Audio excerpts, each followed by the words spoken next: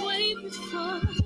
Travel through the open door. Circumstances navigated the path, and life happened all so fast. No, it got lonely. Sometimes you see, I know we couldn't make it. Even when I'm off beat, I still land on my feet, and nothing can shake me, cause I know life took a hold of me. I never. This is where I am destined to be. I'm not ready to give up. No, I believe in the miracle of life. Life's a play for no rehearsal. Learn quickly, they'll come for your role. Games can play, can't take it personal. Cause the devil is a liar. I'm telling you the truth. It's all in what you do. Some things you gotta do. Fight for millions. Take a second, see the blessing in it. But much expected, much is given. One to make the living, now I'm giving back to children. Never let the power come first before your happiness. Yes, you can be the best if you go the distance. Mix a little sweat with your persistence. You know that the best things are never instant. Just shine up, let them see your brilliance. Get up, open up your eyes now. It's the moment of truth. No backing down. We're bringing it to life. Oh, for the children, it's a given. You gotta give it, be a blessing.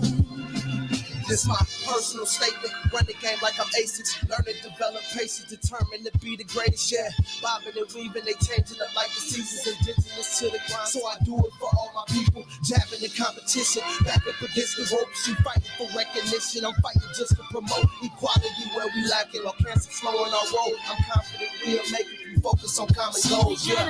Give back, give love, give inside away.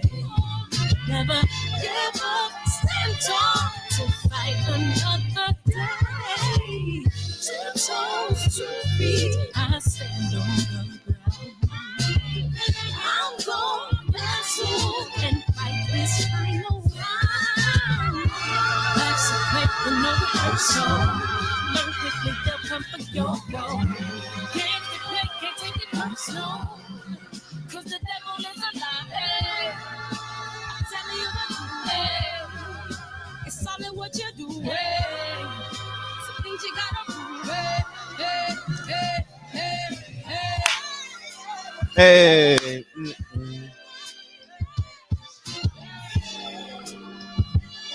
What up, Wendell? Hey, Fifth Ave Media, man. What's up, Steven? What's up, JP? Here with JQ. Love is the word. What's up, Josh, Damon, Andrew, Birdman, KJ, Keno, Super Bros X. What's up, Don? KJ again, AJ. KJ and AJ, what it do? Shout out to the J's in the building. As always, Champ Side, man. Where's episode 2 at, man? Where's episode 2 at, man? You know what we got to do. What's up, Jamal, Andrew, Charles, man? You know this your channel, Champ Side. I mean, Champ Side 2. What up, Champ Side? Champion Heart. You know what I mean? We need episode 2. We need that gourmet chili. You know what I mean? With the parsley and the 8 pieces of shredded cheese, you know. What up, Adolph? What's up, Herbert? Kevin. What up, Jay? Benjamin. Appreciate y'all coming in here, K Sims. Gonna play the trailer and we getting started with the show. And click the link into my bio. Click the link that's pinned in the comment section and go watch. I said Malcolm alleged that some of Elijah's women were underage secretaries, and can you expound on that? Yeah, I guess they were, because they were there. I seen them myself. It's all true. Good evening, messenger.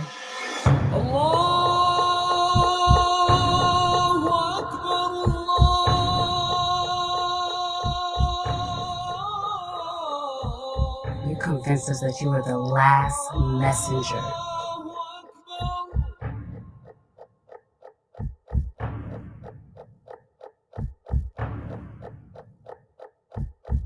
How many other bastard children do you have? At least 15. They say 15, y'all. At least 15. Welcome to the show, y'all. I appreciate you, man. I appreciate y'all coming in here, man. Thank you guys for coming in here. And I want to talk about what I've been talking about. And feel free to have your own perspective. But Canelo's been offered $50+ million. And why is that important? Because I told you so 6-7 months ago, maybe even a year ago. 2, I told you he was going to hold up the schedule. Last year, this time, remember PBC released their schedule through Showtime. Remember, we had Brandon Figueroa versus we had that set on 9/11, but someone caught COVID. Remember that?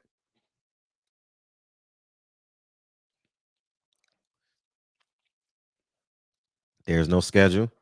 Showtime only has February 26th listed. Fox has no dates. And when we are in the position that I told you that we would be in.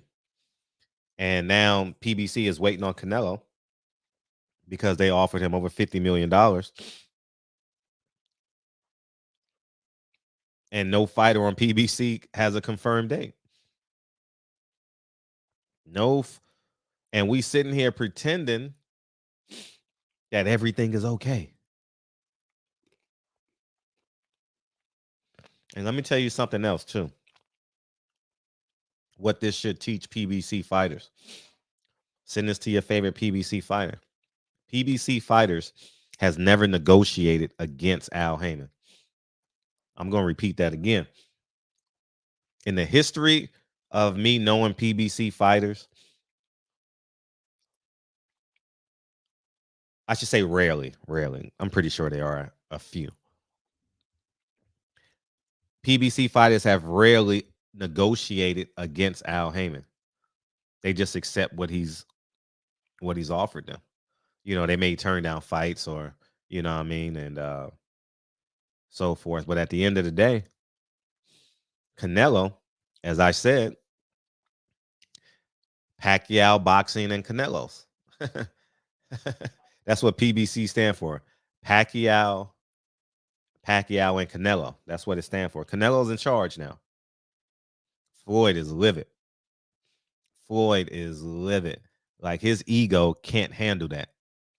His ego can't handle that Al Haymon hasn't paid him all his money. And he's using the money to fund Canelo. So y'all can talk about who's the pound for pound best fighter in the world, steroids, pro-black, anti-black. Canelo's the king of boxing.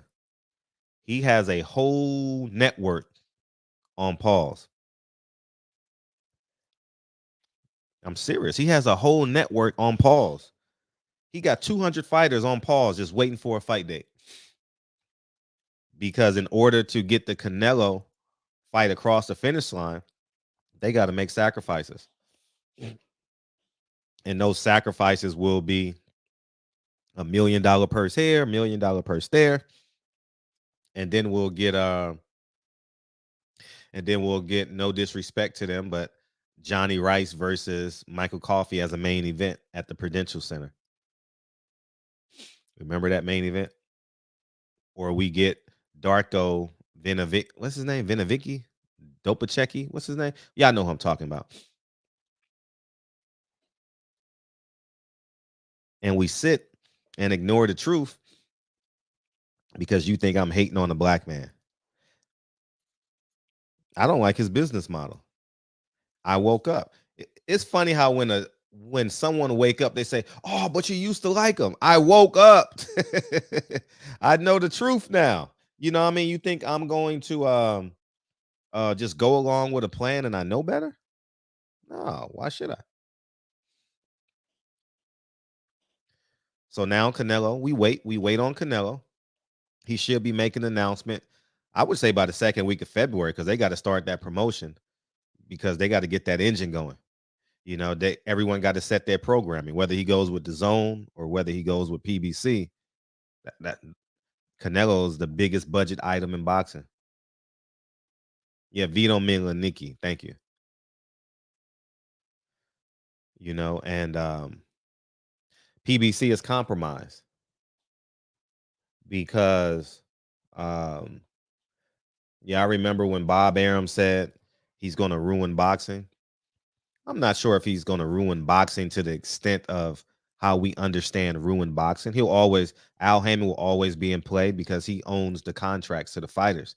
PBC is a content creator, is a platform for content creation, and I believe the fighters are its own entity. So Al Haymon supplies PBC with content. Does that make sense? I believe that's how it works. I could be wrong or pretty close to the truth, but somewhere in there. And now we sit and wait. And now we got to deal with the fact that I was right. I'm gonna open up these phone lines, man. Y'all go ahead and call me, man. Feel free to be, man. And it's sad, man. It's really sad and it's perplexing. Is what you call it confirmed yet? Is Jamel Charlo fight confirmed for March 19th? Is that confirmed at the Staples Center, or Staples Center is too big? Where would they have that fight at? March 19th. Would they have that fight at StubHub Center? What's up, man? You first again. You back. Hey, we Fred. back to normal. Took some time. Fred, so he's basically giving Canelo the whole budget. What's going on? Well, that's why there's no fight announced. I spoke to a fighter today, and the man said, I was like, when you fight? And he said, oh, maybe March or April. Man, this is crazy. I Fred. laughed my ass off. I'm so glad you're exposing this guy because, honestly, I want everybody listening to understand Al Haymon is the worst thing that ever happened to boxing. And the reason why is because he had the greatest opportunity to change the sport forever. He could have made the best fights. He could have put on the best shows. He could have rewrote boxing history, and he chose to be greedy, to stifle all the good fights, to stifle all the good fighters, to ruin careers. That was his decision. He is the worst thing that ever happened to the sport. That is my belief. I will go to my grave. They would dig a hole for me believing that. Yeah. I do agree with you when you say he could have literally changed boxing. When I say Al Haymon could have changed boxing, he could have made Bob Arum not irrelevant, but compromise. He could have compromised Bob Arum. If Al Haymon would have created infrastructure with $900 million, created a level of infrastructure similar to what Rick Glazier said about Bob Arum, about how he has erected a building, he has a gym, he has compliance, he has a full-time staff, he has a lawyer. And if he would have, like you said, made the fights, but not just make the fights. Remember when PBC first came out? It was amazing because you had literally 20 of the top 40 fighters at every fight. And we would see them on TV. Fortunate enough, I was there for probably half the fights. And you see like Andre Berto, you see at the time Keith Thurman, you see Earl Spence coming up the ranks, and so on and so forth. And you like, man, this is amazing what this man is creating. And I was all in. I was blindly all in. And like any good con man, he spends money to suck you in. It's like 3-card Monty on the streets of New York, right? And then once you're sucked in, that's when they get you. Right? Yeah. Oh, that 3-card Monty is a motherfucker. Yeah. I'll be looking at the people that be going, because they did that at Venice Beach a lot. Man. Yeah, they do it all the time in Manhattan, man, you know, and they spend a little money to suck you in, right? And make you feel like you can win. And then they lowered the boom, and that's what he did. He made us think, oh, PBC is going to change boxing, and it was all a facade. It was smoke and mirrors. Right. Nothing about him or PBC was real. Right. And you know what the tragic part about this is, Fred? We're not talking about a white man. We're talking about a black man who could have done this. You understand? Right. And that's what hurts the most. Right. With $900 million, according to those documents. And it's sickening what the repercussions of slavery have done to us. They really done a number on us, haven't they? Yeah, man. You look at Jared Hurd. Look how slow Jared Hurd's career is. Now, we can get on him because according to his former trainer, he turned down the Jamel Charlo fight. But his inactivity levels is off the chart. And now he can't even make 54. I'm willing to bet Jared Hurd can't make 54. And look at Jamal Charlo. If he fights if Jamal Charlo fights this guy, he would have had one fight from September 27th, 2020 to 2022. June. They're saying Jamal fought more recently than that, about 20 a year months ago. No, but he's had one fight in 20 months after the Sergey Derevyanchenko fight. One fight. But they're saying he did fight one guy after Derevyanchenko, though, right? Yeah, Montiel. That's the fight I'm counting. After the When survey. was that? When did he fight him? Juneteenth.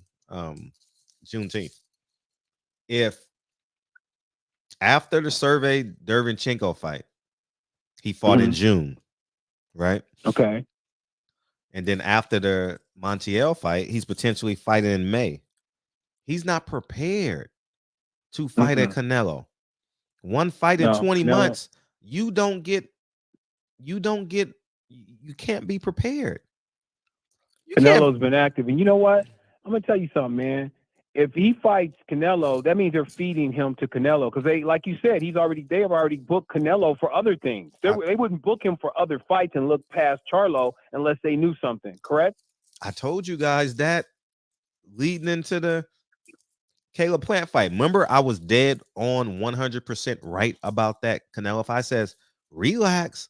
They're going to renegotiate Caleb Plant. Let him finish his cycle.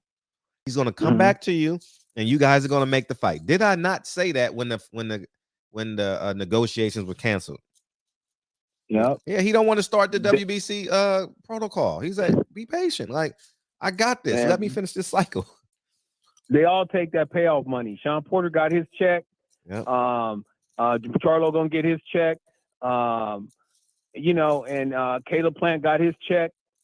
They told Caleb, don't risk too much, man. You fighting too good. The time's coming so we can lower the boom and get that check and make Canelo look good. Right. And it's boxing just shady, man. And when they come to you with a deal like that, if you have any integrity, you should tell them, look, I ain't doing it.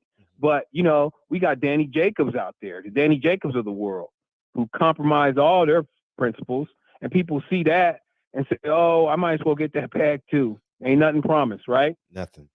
And now everybody's doing it, man. But boxing, man, I don't recognize the sport, Fred. I swear. Nah. And one last thing I want to say, Al Haymon, we know what he reminds me of? Our own ancestors selling us into slavery to the white man. All those chiefs in Africa who actually sold their own people in slavery. That's what Al Haymon is like. He's a person who is compromising his own people for the mighty dollar. And these people don't give a damn about him. Yeah. They don't give a damn about him. And he's ruining careers. He's ruining families. He's just decimating this sport, man. And I'm so glad we got you to put this shit out there, man, because anybody else got the balls or the integrity to do it. But anyway, Fred, you have a good show, man. On that note, I'm out, okay? Appreciate you. All right. Well, yeah, man, it's basically the Canelo farm system. No one's allowed to beat Canelo now. And like I said, they don't tell Charlo take a dive. No, Charlo, don't take a dive. You know what they do? They say, hey, Gary Russell, you're not gonna be allowed to fight a tune-up. Ray Vargas can fight a tune-up. Leo Santa Cruz can fight a tune-up. And Mark Macaseco, we're gonna keep you busy. You got to take this fight on a 2-year layoff. Oh, I'm not done. Canelo? Oh, Caleb? Oh, yeah. Caleb, yeah, we're going to get you on a 9-month layoff. 9-month layoff.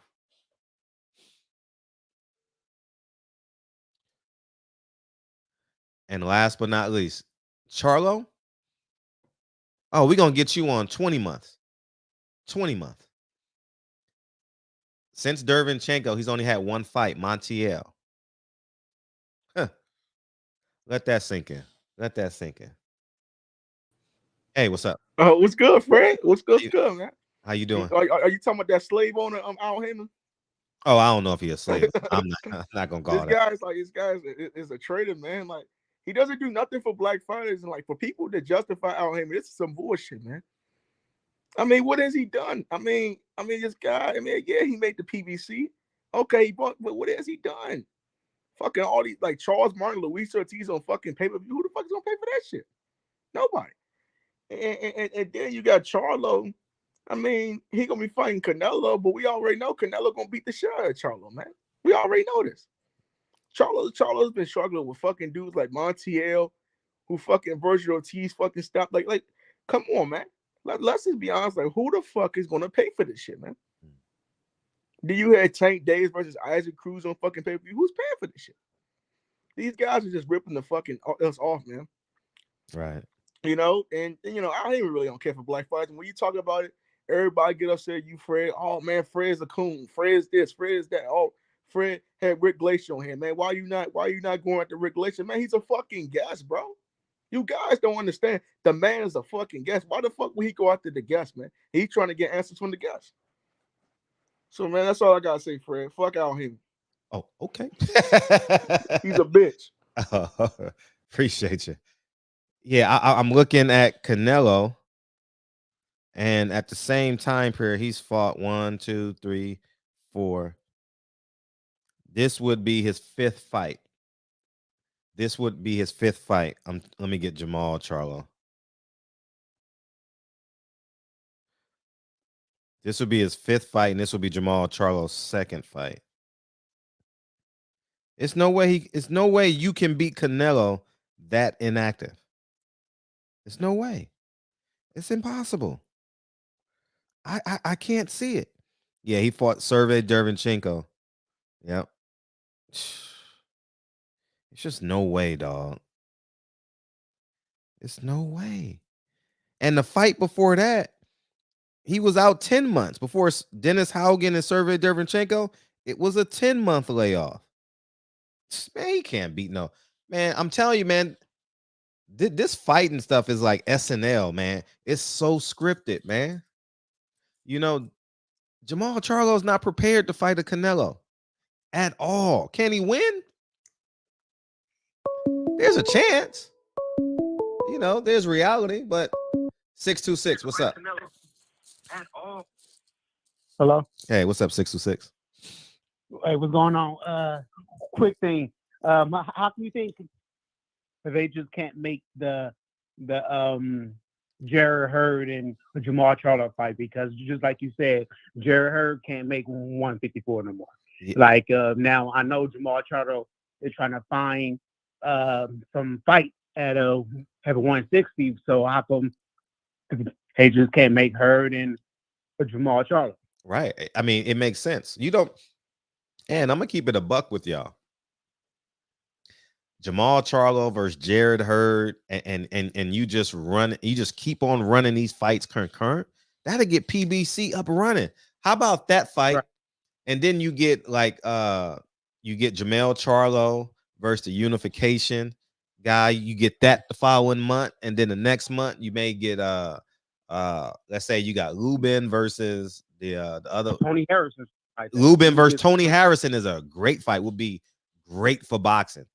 You understand what I'm saying? Then you get Andy Ruiz versus Luis Ortiz or Deontay Wilder. Like, invest in your company. Invest in what you got. You got the ingredients, dog. You got everything right there, man. You got the name. Like, you got the name for MP. Yes. So, and then also hey, how come you just want to bet and be like, okay, Caleb Plant versus Danny Jacobs or something like that. Yeah. Like, okay, Mm-hmm.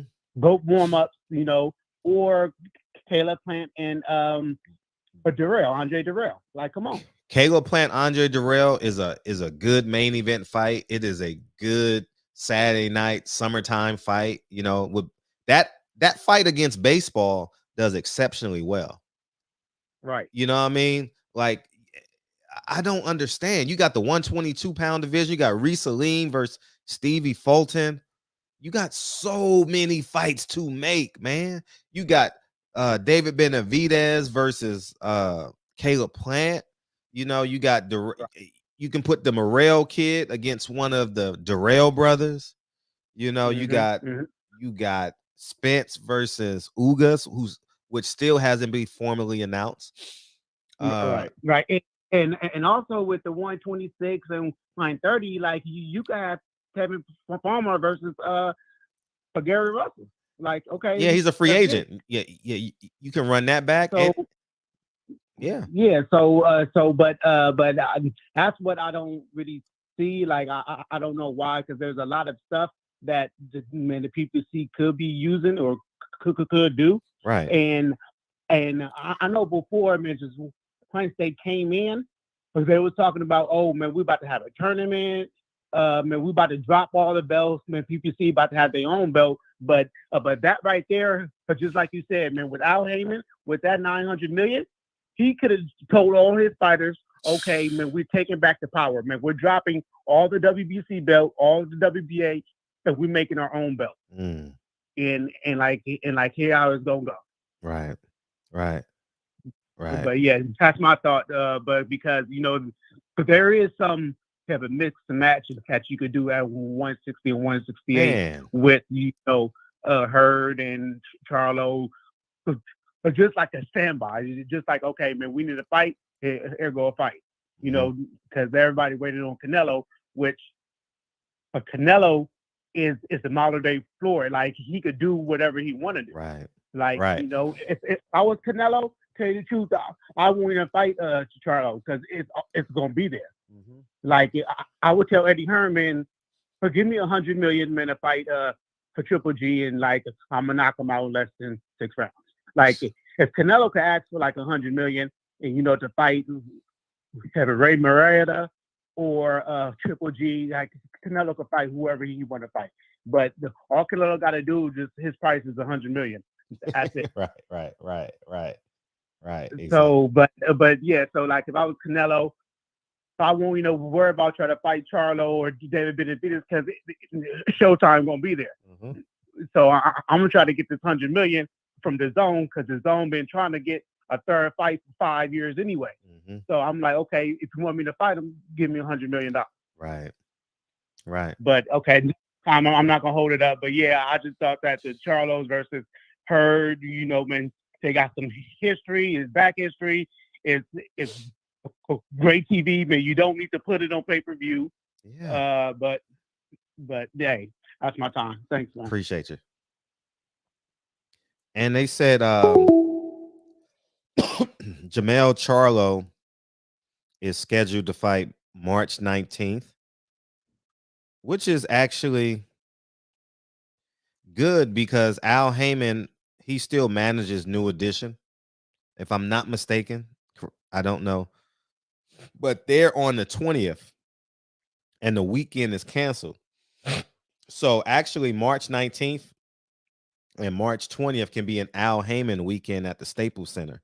So maybe that's the reason why, because the weekend concert was canceled and the Staples needs to fill in that date. So maybe you get a boxing match on March 19th with Charlo versus what's his name? Charlo versus Castano, because it's already rented, and maybe they'll do it like that. So that makes sense. So maybe March 19th is still in play for Jamel Charlo to fight Castano, and he's getting a much discounted rate because he already has New Edition in there on the 20th, so, but it's real murky out here, man. It's real murky, and we just sit here and just have blind faith on a man that's sitting there just moving, and he's not even, ain't nothing falling from the tree. Me personally, I wouldn't chase Canelo. I wouldn't chase Canelo at all. I would force him to go get that DAZN deal. May, September, go. I'll see you in December. I'll see you next January. I don't need 50. I'm not giving you $50 million. No way would I give Canelo $50 million. No way. But they're building him. I believe they're building him towards Earl Spence. You know, and you can see how it's run, because how the hell Earl Spence fight ain't been announced and Ugas won in August? I'll repeat that for the people in the back. Earl Spence is coming off an injury.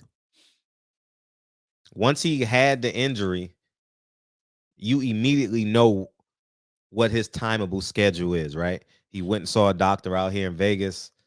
I don't know who his private physician is, but that was the commission's physician. Once you get that timeable schedule, you put him in your schedule. Ugas won in August against Manny Pacquiao. Why hasn't that fight been announced? We know what's coming down the pipe. Reason being, they want to give Canelo all this money and think he's going to save him. Your talent is going to save you. It's like you keep on. Let's say you're married, or you got a live-in boyfriend, a girlfriend. You got a love interest. Let's use love interest, and you're having problems at home. But how you solve the problems is leave the home to go sleep with the other woman or the other man. That's basically what Canelo is. He's like the mistress of all the PBC fighters. He is. He's like, Tony Harrison ain't got no fight date. The Darrell brothers don't have a fight date. The Bartholomew brothers don't have a fight date. Adrian Broner don't have a fight date. You know, Jessicito Lopez is Jessicito Lopez fighting on this card? I don't know, but he don't have a fight date, if that, you know. So it's real murky out here, man. And we just sit and just allow it,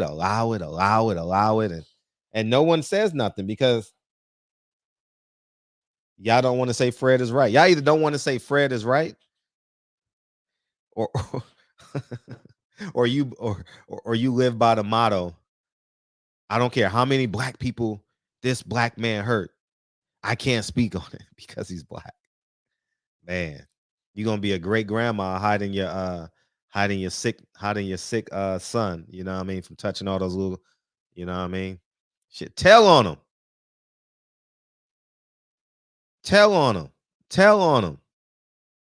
I'm not paying Canelo $50 million. I got this man named Deontay Wilder. Hey, D, do you want to fight Andy Ruiz? We're going to schedule this pay-per-view the week before Canelo's. And we're going to 2 weeks, and we're going to pull from his pay-per-views. We're going to use the same marketing plan, the same marketing scheme. PBC has everything they need, man. And they out here looking for what they looking for. It's like this man is Jesus, T. What's up? I'm mad at y'all, Fred. What's up? I was talking to y'all in the chat. Y'all ain't say, man, I was like, I'm asking questions. I'm like, what the hell? We waiting on you to call in. First off, Fred, did you just have a birthday? No. I did a because I remember you saying I'm 43, and then you say you 44. Nah. I saw you ask that last night. I don't know. I don't know. I don't want my birthday to be public. Oh, you don't want your thing? Okay. All right. Y'all be paying attention. But anyway, you saw what I put in the chat. You right, Fred.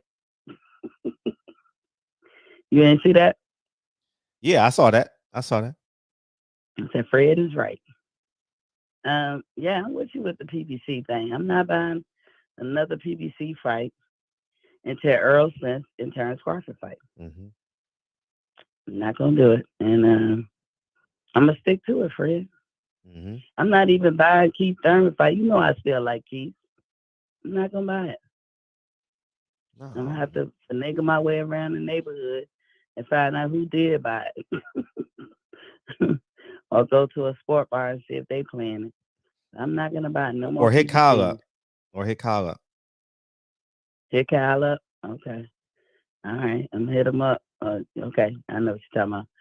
But yeah, it took me a minute to get around to it, and this is how I see it. You know, I can't deal with the fugaziness. That whole mess with Gary the other night. No, I feel about that like I felt about Deontay. Mm-hmm. I can't get over it. Mm-hmm. So, you know, they keep disappointing us, as you say. Mm-hmm. They're going to keep throwing stuff out there, and we'll keep buying it. I can't tell nobody in your chat or even in mine or nobody who watches these shows not to do something. I'm telling you, I can only say what I want to do. Mm-hmm. Now, just because Fred been saying it for a long time, you know, I was resistant. Remember, Fred? Mm-hmm. Still and stuff. But I'm not doing it no more. You know, I got my subscriptions to like Showtime. I ain't giving up Showtime, Fred. Mm-hmm. But got my DAZN and all that. And if it don't come on there, I'm not buying it. If it come on, you notice too how all of Bob's fights are now coming on ESPN Plus. What changed? Before it was just Terrence. Mm-hmm. Now everybody. So I mean, I can't play the games no more. And for the record, yeah, I got a beef kind of sort of with the Charlos. Not that they know me, because I don't like how they move in these boxing streets, but I will never downgrade them. I will never vote against them. I hope they win everything they do, and I hope he have good luck in his fight coming up in March. But I ain't buying that neither. Mm-mm. No, I it's no way I can support the Charlos. This is no way. There's no way I can look at y'all in the face and support the Charlos, man. This is no way. It's no way. They done disrespected us so many times, man. So many times. I'm done. I'm getting I'm getting on the Fred train. Mm-hmm. Just so you know, and I ain't a follower. It took me a minute, but you know, hey, I'm seeing that you're right. Mm-hmm. And we saw some things that, you know, we might disagree.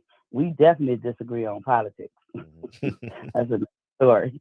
But yeah, with this whole boxing thing, it's like you look around because you want to spend your money and you want to look back and say, you know, did I spend it on something relevant?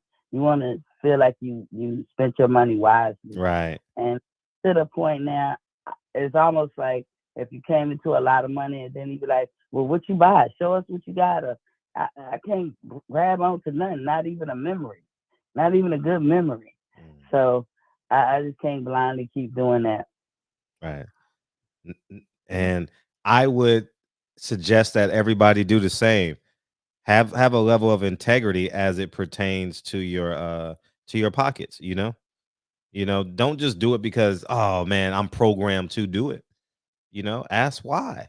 You know, Canelo would never disrespect his core fan base. Never. Matter of fact, he says, calm down. I'm going to get to everybody. Calm down. I got you. Don't crush that little kid there. I know. I love y'all. Matter of fact, we going to take a group photo. I can't take a pictures with everybody. Everybody come in together. Hand me this phone. Let's all take this group picture at the end of his Caleb Plant fight. Take the picture. Like you don't disrespect the people who actually been rooting for you from day one. I think I was at Jamel Charlo's first fight, if I'm not mistaken. I really do. When they had the high top fades with the big necks, or the bread. I was here. Like if I saw it, I know I didn't know it was them, but I know I was there. If they fought in LA. Mm-hmm. I was supporting them since they had the dreads. Yeah. And I just like, Fuck you, I broke can't ass do it. I boxing can't put fan. no money on that. Fuck you. Can't do it. Yeah. And you notice Canelo listens to his fans because I don't think his fans was even happy about the Macaboo. Oh you yeah, notice Macaboo you're right. fighting, Yeah, he's yeah, fighting Saturday. That done died. yeah, because his fans won't go on for the shit.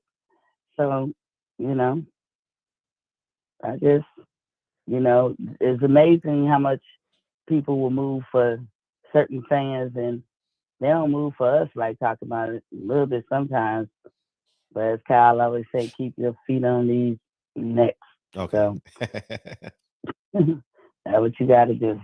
I'm gonna get out your way, Fred. No, I appreciate you calling. It's great to hear from you. And shout out to Logan Paul, right? Yeah. Hey, you better learn how to do some business. Right. I don't feel sorry for him like other people, like Ronnie B and all them other guys. He got lawyers. Right. What the hell? I'm glad you mentioned attention. Lonnie B. Yeah. Thank you. Yep. But shout out to everybody, Fred. I'm out. Yeah, you're right. What's up, Max? I got you in a second. I'm gonna prove to y'all. Remember my caption? Feel free to go to my video yesterday. It had Gary Russell 500,000, Moxeo 175,000. 500,000, 175. Now, everybody that was yelling at Lonnie B said, give me 400,000 because that guy was going to make $1 million. What's his name? Benavidez. You see what I'm saying? You see how they lowball black fighters, B-side fighters or B-side fighters in general?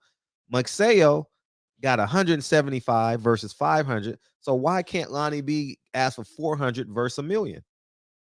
It's a main event, right? On the same network. It wasn't that Showtime? Yeah, Showtime, right? If I'm not mistaken. I make too much sense sometimes. Max, what's up? What's up, Big Fred? How you doing, man? Okay, good to see you. Yeah, man. I saw that news today too about. Here's one thing I will say about this Canelo shit, man. Canelo's linked to somebody different every other fucking month, man. There's rumors of him about to fight everybody in the fucking game. So, they talking about rumors of a rematch with Floyd right now too. Like, we know that ain't happening, man. So, I don't know. I think Canelo likes to maybe his camp likes to throw shit out there and see what kind of attention. Yeah, see what bites, right? Yeah. Because I don't see with the offers being a one fight versus Charlo or a 2-fight versus the other dudes. I just think he's gonna go the easier route. I don't see him fighting Charlo. You don't see him fighting Charlo? I don't see him fighting. Not if he can fight Bivol and fucking an old ass Triple G. Like, that's too easy dubs. I would do a 1-fight deal with Triple G and a 1-fight deal with Charlo. I don't know in what order you do it, but I wouldn't fight. If I'm him, I wouldn't fight no damn Dimitri Bivol.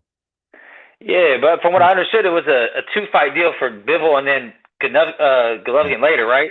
Yeah. Yeah. See, I feel like why wouldn't he do that? Because that's an easy belt with the Bivol.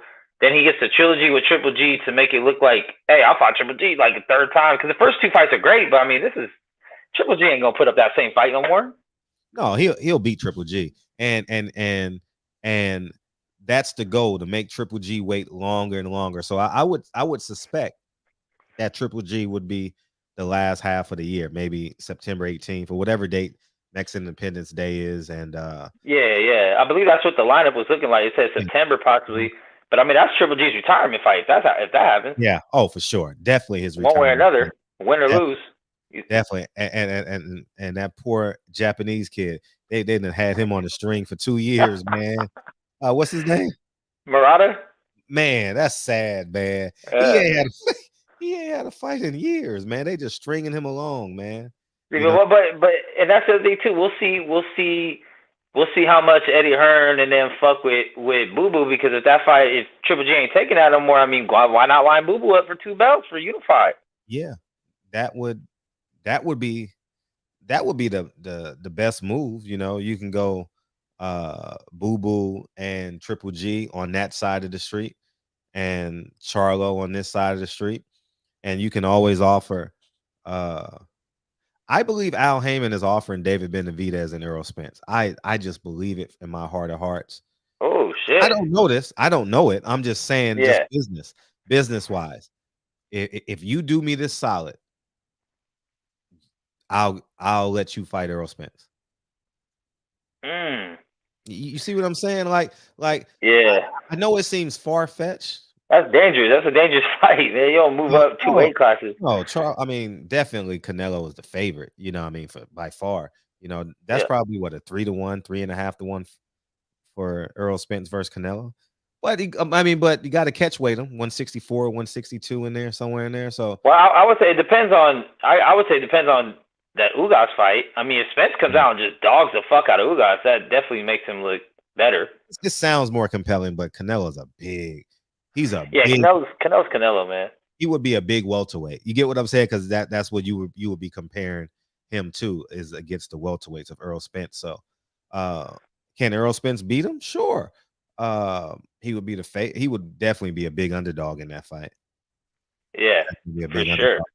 And I just think that they're moving in that direction, because you got to keep on offering this man fights. If you believe he's the only thing that's keeping you in the black, why are they offering this man money?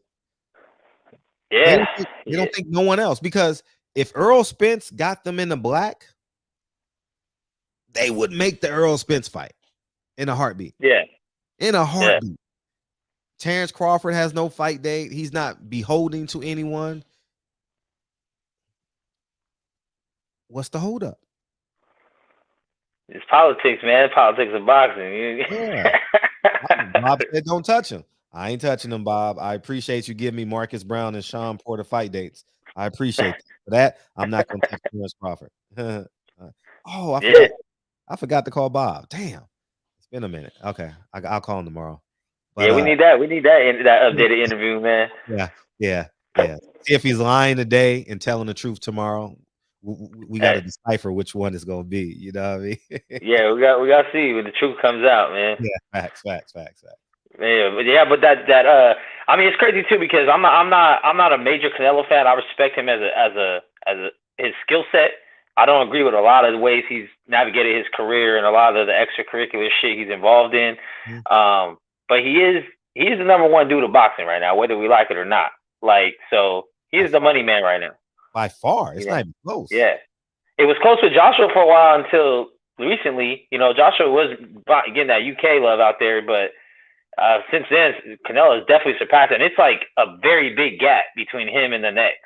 Like, it's not like, it's really no one else in the game, I think, that is on his level of stardom, like, in any weight class. So, being that that's what it is, kind of like, all these fighters do kind of need that fight. Even if they all fought each other, eventually they're going to need that fight to prove that they're that guy, you know? Right. No. Yeah. And at this point, I'll say it again. Canelo using steroids is irrelevant. It's just personal to you. You get what I'm saying? Like, whatever your stance is on PEDs, it's totally on you, you know? But in terms of the business, don't care.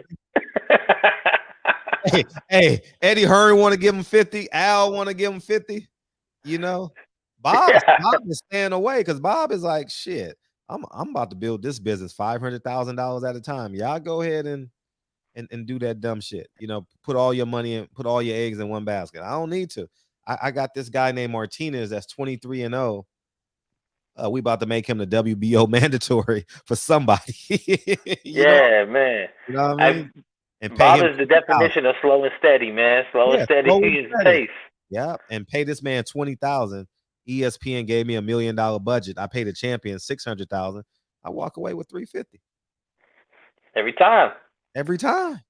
50 fight dates. See, he does 40 to 50 shows a year. You know, so. And I will say, like, a lot of the top ranked cards are decent cards. The last one they had, the Lomachenko, was a good card. The end of the year. Who did Lomachenko fight? I think it was the same. It was Lomachenko and Comey, and he had Keyshawn Davis, and yeah. I enjoyed Keyshawn Davis. Xander, yeah, I enjoyed Keyshawn Davis, and he has a good card coming up soon, right? Some young guns. He got Keyshawn, the Puerto Rican kid, and somebody else fighting. That's a good Young Guns card for a Saturday night. You know, Yeah, it's a freebie on ESPN. yeah. I mean, it's a good Oh, card. that's It's cool. just a good card. You know, it's nothing like you call your friends over, but it's just a good card. Saturday night, end of the NBA season. You know, I mean, I like that Bob's the only dude that's still giving away free fights. mm-hmm. I mean, Yeah. PBC ain't doing the free Fox shit no more. Like, obviously, they try to pay-per-view everything. So we'll take $5, $10, 20 something. They didn't charge us $19 for Vito Melanicki. Merry Christmas. Merry Christmas. Merry Christmas, motherfucker. $19. Man, for real, we'll take anything we can get, man. Yeah, Bob Arum got that Dana White playbook. Yeah, man. Fighters never asked to see the books. Shit, why tell the truth? You know, absolutely right. You never see a fighter say, "Hey, Bob, let me see the books." Hey, who's the president of ESPN? Can I see the budget for this fight? Or Steven Espinoza, what's the budget for this fight? You never heard a fighter ever say that. Never, ever, never. Most of these fighters just happy to get paid. I mean, even though that's low money compared to the field, to them, it's more than they've ever had. So what can you really say? Right. And you can tell it's planned. Vito Melanicki in that 12th round, they just stopped the fight. He had to win by knockout. You know what I mean? Like, it was, yeah, he was nowhere near being stopped. You know. Nah, man, it's a dirty game, man. This boxing shit's a dirty game when it comes down to it. I mean, we love it as fans and shit, but the business side, the politics side, the promotions, all that stuff is still pretty janky and shady, man. Man, this is never gonna change. Man, this is SNL for real. Yeah, I mean, I'll be shit. I would put a little more personally. I would put a little more respect on Canelo if he did take that Charlo fight, though. I mean, and straight up, like no catch weight. I mean, we obviously ain't gonna get no drug testing out of it, so whatever. But just he's the A side. He could pick the ring, the gloves, all that shit. I'm whatever. But to take that fight would be kind of nice. But I feel like Charlo ain't fought for a minute, so he might need to get another one under his belt before he step in there with Canelo. Canelo wouldn't take the fight. Why would Canelo take the fight then? You giving up my competitive advantage. Fuck you mean? I'm not. Yeah, right. Sit out longer, motherfucker. Let me James Kirkland your ass real quick. 2-year layoff and come get you. Yep. Or yeah. There's no way. But I appreciate you, DJ. Thank you. Yeah, he on that. He on that slow and steady. I think Dana White is a little bit more ruthless. You know what I mean? Nagano they got a monopoly. And that's why. Yeah. Yeah, I mean, in boxing, I mean, you have the PBC, you have the top rank shit. They're all good promoters. Matchroom. UFC is UFC, or you can go to the minor leagues. That's so. What are you gonna do? You gonna take what you gonna get over there. Did he get paid $600,000 for that fight? Nagano? Who? Nagano. That's what was reported. I don't know as far as anything else, back end or anything like that. And I heard he turned down $7 million to renew his contract or some shit. So I heard that too. I don't keep up with it, so I just follow through the headlines. I don't even read the articles. I don't even know what's real anymore when I read shit anyway, man. So right. I don't know, man. It's all slanted pieces from certain people. It's like you don't really know the numbers. None of us really know the fucking numbers. Like right. That shit confidential anyway, unless they want to release it themselves. Right. But I mean, this once again, Canelo making news without doing shit, man. He's smart. I'm telling you, Canelo got some of the best PR team in boxing, man. Like guaranteed. Guaranteed. Good point. There's no one else that does it better than him because he's gonna keep his name in the mix. And then when he finally decides to fight someone, he's gonna trick casuals into thinking it's a good fight. I mean, like, yeah, this guy might really stand a chance. We all know. We real fans of the sport know better. Like the Caleb Plant shit. People really thought Caleb Plant could win that fight. Like, yeah, he could box good, but we knew the end was gonna come the way it was gonna come eventually. Caleb Plant, it was pretty much gonna be a Wilder Ortiz part 2. Even if Plant won every round, eventually you're gonna get knocked the fuck out when it matters. So, but that PR team had us believe in the hype and watching the behind the scenes and the lead up and thinking it was really a big thing. And Canelo's a master of this promotion shit, just real quietly, man. Like, he is. You're right. Great point. He does. Because it's never him. It's never him going out there. It's not him on social media, him talking shit. It's like, oh, here's a rumor. Here's another rumor. Here's another rumor. How y'all feeling about this rumor? There's a rumor over here. There's a rumor over there. There's a rumor with Usman. There's a rumor with Benavidez and Magaboo and even Usyk for a little while. Oh, Usyk, I'll come down and fight you cruiserweight. Like, he's connected. Spence. We're hearing about Spence. Like, how many fighters just been in the past year we heard him connected to that he ended up not fighting at all, or even begin negotiations with? Right. That's how you do it, man. Just stay connected. Throw his name out there, and then if there's a demand, maybe try to get it, and if not, fuck it, go fight another bum. In the meantime, dominate them, look good, break some orbitals, knock some motherfuckers out. They ain't gonna care.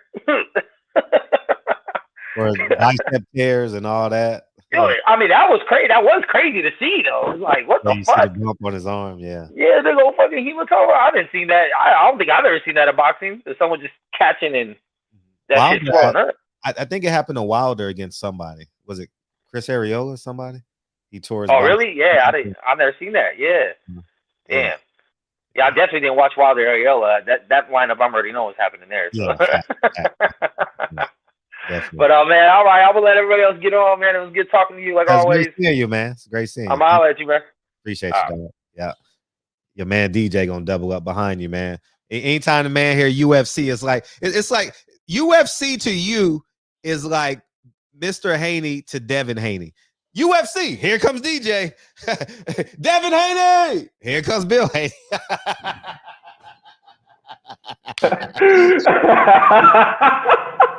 What's going on, Fred? How much, man? How you doing?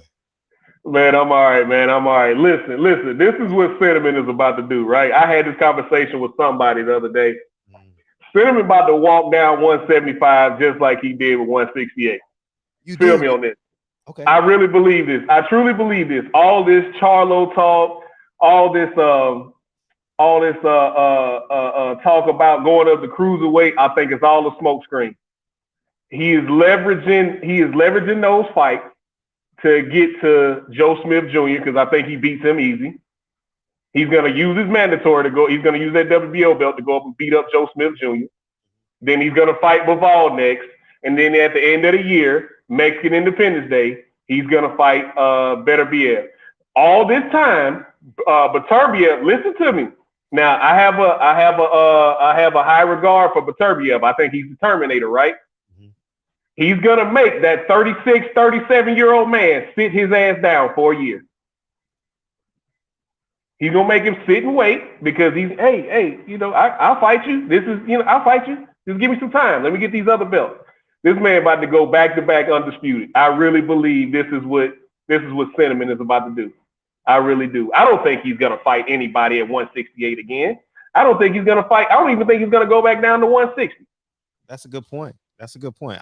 I don't think he's going to go back down. I think if anything, he's looking at that 175 division the same way he looked at that 168 division. Oh, y'all sweet. Boy, No, please, you're rolling. I'm sorry. Go ahead. Man, he about to walk them down just like, and he's gonna make them sit. He's gonna make them sit because everybody's, I can get this money fighting Canelo. I can get this money fighting Canelo. I think I can beat him. Man, he about to make y'all ass sit down for a year. How long has Bivol been out? I don't even know when he fought. Me either. Joe Smith Jr. just fought a mandatory, so he's available. You know what I mean? Beat him. It was a late replacement. Beat him easy. Yeah. I think Canelo's using Macaboo and Charlo and whoever else down at 168 and 160 as a smokescreen. Right. He's like, hey, Bob, listen to me. I'm about to get this money from Showtime. You ain't going to have to pay nothing. Just send me your champion over here. You ain't got to put up nothing. Just send him over here. I'm going to make Showtime foot the bill. Right. And going back to the UFC thing. Listen, Dana White pulled some BS this last weekend. Break that down for us, please. Can you break that down so we know what the hell's going on with that? Basically, what's going on between him and Francis is not about the money. Francis has said it's not about the money because he's left $7 million on the table. It's the language. It's the language in his contract that he doesn't like, and he said he won't fight again under that contract. So that's between. I don't know exactly what's going on. What's the language in the contract? But Francis has said it's the language in his contract. He doesn't feel it's fair, and he's not going to fight again under that contract. Now, the thing that works in his favor, unfortunately, he had a knee injury heading into that last fight, and he fought anyway. He tore his MCL before he fought his last fight last weekend. Yeah, I heard And that so in the press. he's going to be out for a while. He's going to be out the next 6, 7, 8 months anyway.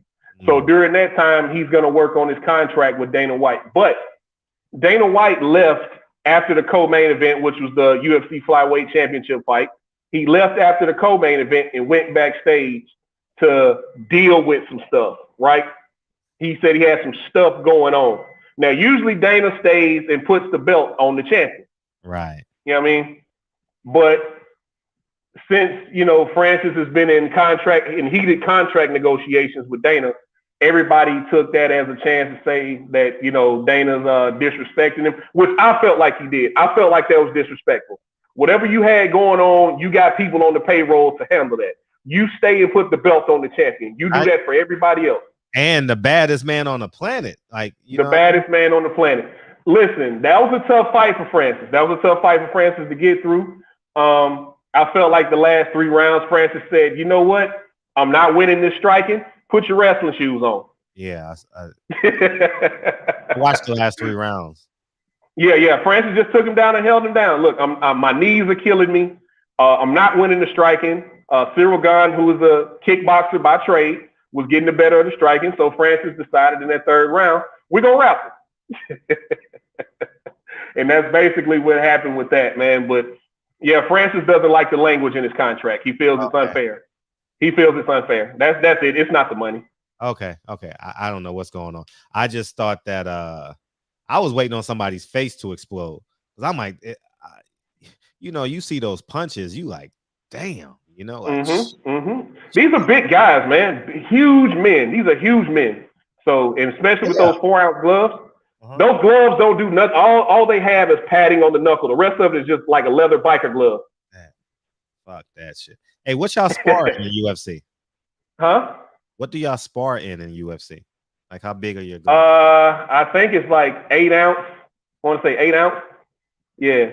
They got these heavier, like 8 or 10 ounce gloves that they spar in. Okay. And a lot of guys even spar in boxing gloves. Okay, gotcha. Okay. Yeah, they use boxing gloves and they use shin guards. Yeah, I've seen that. And headgear. Yeah, so I've seen that. Yes, sir. But got Bellator this weekend. Got the heavyweight championship. Oh, really? On Showtime? Yeah, on Showtime. Mm-hmm. I'll watch it. I'm gonna watch it. Check it out, man. Even though Ryan Bader's been, he's the heavyweight champ. At one point, he was the 2-weight champion. He was the light heavyweight and heavyweight champion. He's been knocked out, and I think in his last 2 fights, he's been knocked out. Okay. So now he's going back up to heavyweight because he's still the heavyweight champion. He lost his heavyweight title, and then he lost in the heavyweight tournament, which Bellator does. I think I sent you the link to that the other day. Bellator does tournaments, which I wish boxing would do, and even at some point I wish the UFC would do it. But he lost his belt, and then he lost in the tournament. Now he's going back up to heavyweight to defend his title. So that'll be this weekend. I'll be watching that. I'll definitely be watching that. So. Yeah, man, got some good fights coming up. I'll address those at a later date, but I'm gonna get out of here, man. I'm gonna get out of here, man. I just had to come in and comment on that, man. UFC. Yeah, Francis made 1.2 million this weekend, man. Think about that. 4.2. 1.2. Oh, 1.2. Yeah. Yeah, 1.2. It was 600,000, and then he got pay-per-view points, and then he got paid a certain amount of money to wear that uniform, that Venom fight kit, which I think is BS. They need to get these guys their sponsors back. Okay, yeah, get that on personal sponsor. All right. But I'm going to slide out of here, Fred, man. It was good talking to you. Oh, all the time. All right, man. Appreciate it. Thank you, DJ. AKA UFC. Hey, it's a UFC bat signal in the air. Hey, make sure y'all go subscribe to Miss T, man. She had 267 subs, man. Get her to 300 subs, man. Can y'all do that real quick, man? Please go subscribe to her real quick. Get her over the 300 mark, huh? And no, I don't have a Showtime subscription, man. I do what I do. I ain't got no subscriptions, man. Hey, I ain't gonna lie. I want them, but you got to give me something. I really want to sit in my back room and enjoy on the big screen with the surround sound and all that. But no, I don't do it. I sit here in this office and watch the fights, you know. Man, combat sports y'all got to do better, man. Y'all got to do better. And we gonna be great. We gonna get Miss T over 300 subs tonight. That'll be awesome, man. Please do that. And just think about this. If Jamal Charlo don't get Canelo, what's his legacy? I know there's Caleb Plant out there. He doesn't want to fight David Benavidez. That's pretty much everybody knows that. He don't want no parts of David. But what's his legacy? Fighting Caleb Plant? With all due respect to Caleb Plant, what's his legacy? I know they're both champions, but Caleb Plant got to go on a run. He got to go beat Darrell. He got to fight David Benavidez, and David Benavidez got to stop him. You know what I mean? So Jamal Charlo was in a precarious position. He looks like he's a world champion. He really, really looks like he's a world champion, but he don't fight. It's funny. Jamal Charlo don't fight. I wonder how come the Charlos aren't yelling at Al Haymon at this point. I should show you guys one of my tax bills. I should show you guys it tomorrow. I'm gonna bring in one of my tax bills so y'all can see what and I'm only showing y'all so y'all understand what these fighters gotta pay. Not to say, oh, Fred, now who gives a fuck what I pay, but to see what I'm a small fry, right? You know what I'm saying? 210. You need to see why Floyd is still fighting and doing what's up and doing these commercials. What's up? How you doing? Been good, man. How you been? I'm super, man. We missed you, man. How's San Antonio? Man, I've been working a lot, man. I was like, man, I'm able to catch up with a barbershop tonight. Man, nah, I still be watching everything, Fred. Thank you. Be watching all it, man. Rick Glazer, all that stuff you be putting up, man. I go back. That's what keeps me going through work, man. Oh, that's love. I've been putting 12s, 14s. It's crazy, man. But yeah, man, it keeps me pushing, man. It at least burns like 3 hours. You know what I'm saying? Right. Right. Oh yeah, man. I appreciate what you do, man. Thank you. Thank you. Yeah, man.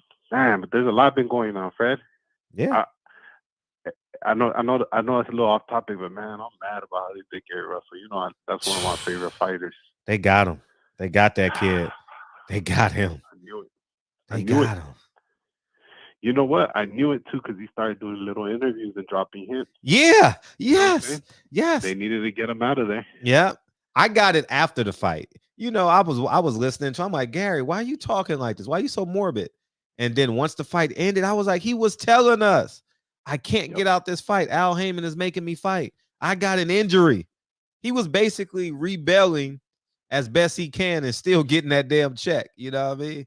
You know what I mean? Yep. If he would have won that fight, I think he would have threw it in Al Haymon's face on some level, in his way. In his way.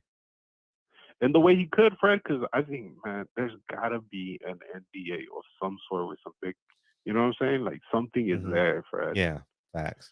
Because, like, he was telling us, and I remember the chat when he was on there, like, oh, why doesn't he say it? Like, what do you expect a man to say? Like, F. Al Haymon? Like, he still got to fight. He's still under contract. Like, he can't just come out and say stuff like that. Like, man, read between the lines, guys. Like, come on now. Like, I'm not gonna lie, Fred. Seeing that, making him fight injured, made me lose if there was any left. Like, that made me lose every. I was like inch of respect that I had for Al Haymon, or thought like maybe I'm wrong. You know what I'm saying? There's always that like. You're right. I was sitting there like, you making this guy fight injured? That's crazy, man.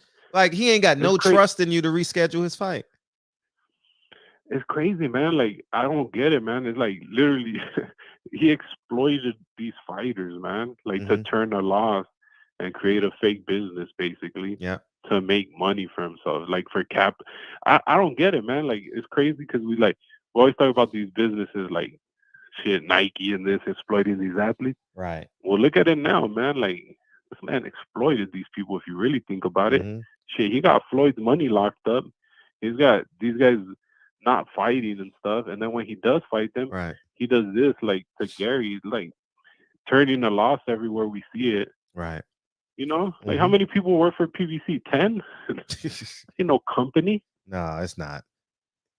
Like that's crazy, man. I couldn't stand that because Gary Russell up there, man. I wish it's crazy, man. It's like we didn't even get to see him in his prime. I feel like a lot of these fighters see him once a year. A lot of these fighters, you didn't get to see them in their prime. That's crazy, man. That's insane, Fred. I don't know, man. I don't know how I feel about that. Yeah. Yeah. Even his favorite fighter, Danny Garcia, hasn't fought. He's been out since last December. He's going into 14 months. It's crazy, man. How is Danny Garcia 14 months in, dog? God, this is so... It's wild, Fred. Look at Broner, man. Broner can sell. Like, to this day, Broner can still sell because he got that mouthpiece on him and can promote. And when's the last time he fought? And that was his own promotion. He probably put up a lot of the money for it or came up with it somehow. That's insane, man. I'm telling you, Fred, like, it's crazy how this, like, I feel like these fighters, man, they risk their life and they've been exploited once again in a different manner. You know what I'm saying? Risk their lives. You're right. Man, it's crazy. Who's the only fighter that's not sweating it? You know who it is? His favorite fighter, Leo Santa Cruz, because that his pocket's so lined up, man, that it don't even matter. Man, the level of disrespect is just, and the level of just disregard, like how Leo gets to create. Leo literally created. Al Haymon allowed him to create his own rules. You can go fight this guy, Tank Davis, at 130. Keep your belt at 126. But you ain't got to go down back to 120. You can have a tune-up at 130. Yep. You get a tune-up at 130 and you keep your belt at 126. It's crazy, man. I'm telling you, Fred. That don't make sense. He ran the fight back with Abner Morris 3 times at the Staples. Yeah, that's insane. That's wild, man. And you know why I knew that there was like a level of disdain towards Gary Russell, or like something was wrong when I seen that, and I knew why Gary did it, because he was so, like, at that moment it was just like, man, I just like what I got to do, right? And remember when he went and put his arm around Leo's dad? Fred, that's the best promotion that could have ever. Everybody was talking about it, man. Yeah, that's like, disrespectful. What have you have done? Yeah. Could you imagine that rolling into that a promotional tour? Like this guy put his arm around them and like, I'm gonna get back. You know what I'm saying? But guess what? They skipped right over him again. They always skipped over that, man. It's crazy, Fred. I'm telling you. Got him. It's insane, man. They got him. Got him. They got Gary. Santa Cruz is like Santa Cruz. He got something on Al. He might have something on Al because this man gets to get away with everything. I mean, everything, man. This dude, he gave him a big check. Oh my gosh, man. It's insane, man. Oh my God. It's insane. You see the 2 guys he fought, Miguel Flores, and dude, look at his resume. Y'all be getting on Gary Russell. And feel free. I don't mind. I'm not here defending Gary Russell's resume. I'm just letting you guys know the rules are different. The rules are different for Latino fighters. Let's see. It's different. It's good. I'm Mexican. I know they're different. I always say they're different. That's just Yeah, the way they're different. Yeah. They don't want to work for you. Yeah, 37-2. He fought Rafael after Abner Mares in 2018, which they shouldn't have fought. They shouldn't have fought a second time. No way. No way. No how. No way. No way they should have fought. But anyways, he fought Rafael Rivera and Miguel Flores. 2 tune-ups, man. After Abner Mares was a I don't give a fuck. Abner Mares was a tune-up for Leo Santa Cruz. You know what I mean? They were just stealing money from the Mexican fan base, man. Yeah, 100%. Yeah. They like, let's bring this back real quick to Staples Center real quick. Maybe we can get something out of it. That's all they did. Yeah. Yeah. It's crazy, Fred. I'm telling you, it's like, man, I don't get how people don't see this, man. I don't think people realize like the disrespect. Leo Santa Cruz was on the undercard of the biggest pay-per-view in history, Pacquiao Mayweather. And you know who he fought? He fought some dude named Jose Cayetano. Ain't nobody know who that is. I don't know who that is, Fred. You remember that guy? Yeah, he did. 2015. Jose That's crazy, Fred. 17-3. Dog, we need to pull up his motherfucking resume. Y'all need to see the level of disrespect that Leo Santa Cruz has done to the sport. I mean, the level of this guy just gets away with everything, man. Look at this man's resume. Get me out of here. Look at this kid's resume, man. It is the level of disrespect is horrific. Look, he's fighting a guy named Keenan Carbajal, which is probably related to Michael Carbajal on some level. I don't know. Man, this guy ain't fought he ain't been at risk since the rematch of Carl Frampton. That's it. That's it. Look, Keenan Carbajal. That's the only time he was at risk before that, too. Yes, after Tank Davis. So in between Tank Davis, Miguel Flores, Rafael Rivera, Abner Mares was an easy fight. Who the hell is this guy? Chris Avalos. Who the hell is this guy? That was the sparring partner that they brought in to fight him. Remember that fight? I don't remember that shit. Kiko Martinez. Dude, this guy ain't fought nobody, dog. Look at this shit. This motherfucker. God, look. Hey, I ain't never thought about it. This guy is. Oh my God. It's disgusting. It is disgusting. This man has gotten away with. Leo, man, you've gotten away with. Man, hey, every PBC fighter should name their son Allen. Yeah, that's what he did, man. I'm telling you, he made him the godfather of the son. I don't know what happened, man. That was crazy. God, that's crazy. Yeah, man. I'm telling you. Yeah, like the disrespect over there was insane with that, man. Yeah, he's his favorite fighter. Nobody can tell me, man. If Leo was a 154 pounder, man, they're lucky he was 126, Fred, and they couldn't find, a little bit more money, but they would juice that, man. Like, it's crazy, Fred. I'm telling you, man. Leo Santa Cruz has been cruising this whole career. Shit, Fred. To be honest, people are lucky that he didn't star in the Juneteenth, man. He wasn't the main event for Juneteenth. That's how much this man. The man had 40 fights. Man had 40 fights. He's only been in 2 competitive fights. 2 Carl Framptons and Tank Davis. That's crazy, man. Everybody, I never looked at his resume like that. Damn. I'm telling you, Fred, it's disgusting. Like to see it, and to think back, like actually think back at everything that happened. Yeah, it's crazy, man. Like to never have this man fight him, like that's insane, man. Like I don't get it, man. Leo Santa Cruz. I like that instead of cruise, the cruise ship. Yeah, this one that's a good one, Malcolm. That's a good one. I'm gonna do a video just to call him Leo Santa Cruz. This guy's resume is God. Everybody needs to name their son after. If you name your son after Alan Haymon, you're gonna make millions and not fight nobody. And you're gonna be on Deontay Wilder's undercard. He was on Floyd Mayweather, Deontay Wilder's undercard. Damn, I might as well put him on Earl's. At this point, I think Al Haymon might name his Canelo though. It might be the other way now, Fred. Yeah, right. If right. Saul. Turn the tables. Saul. Yeah, you're gonna have a Saul, bro. Oh man. Man, I still think about it.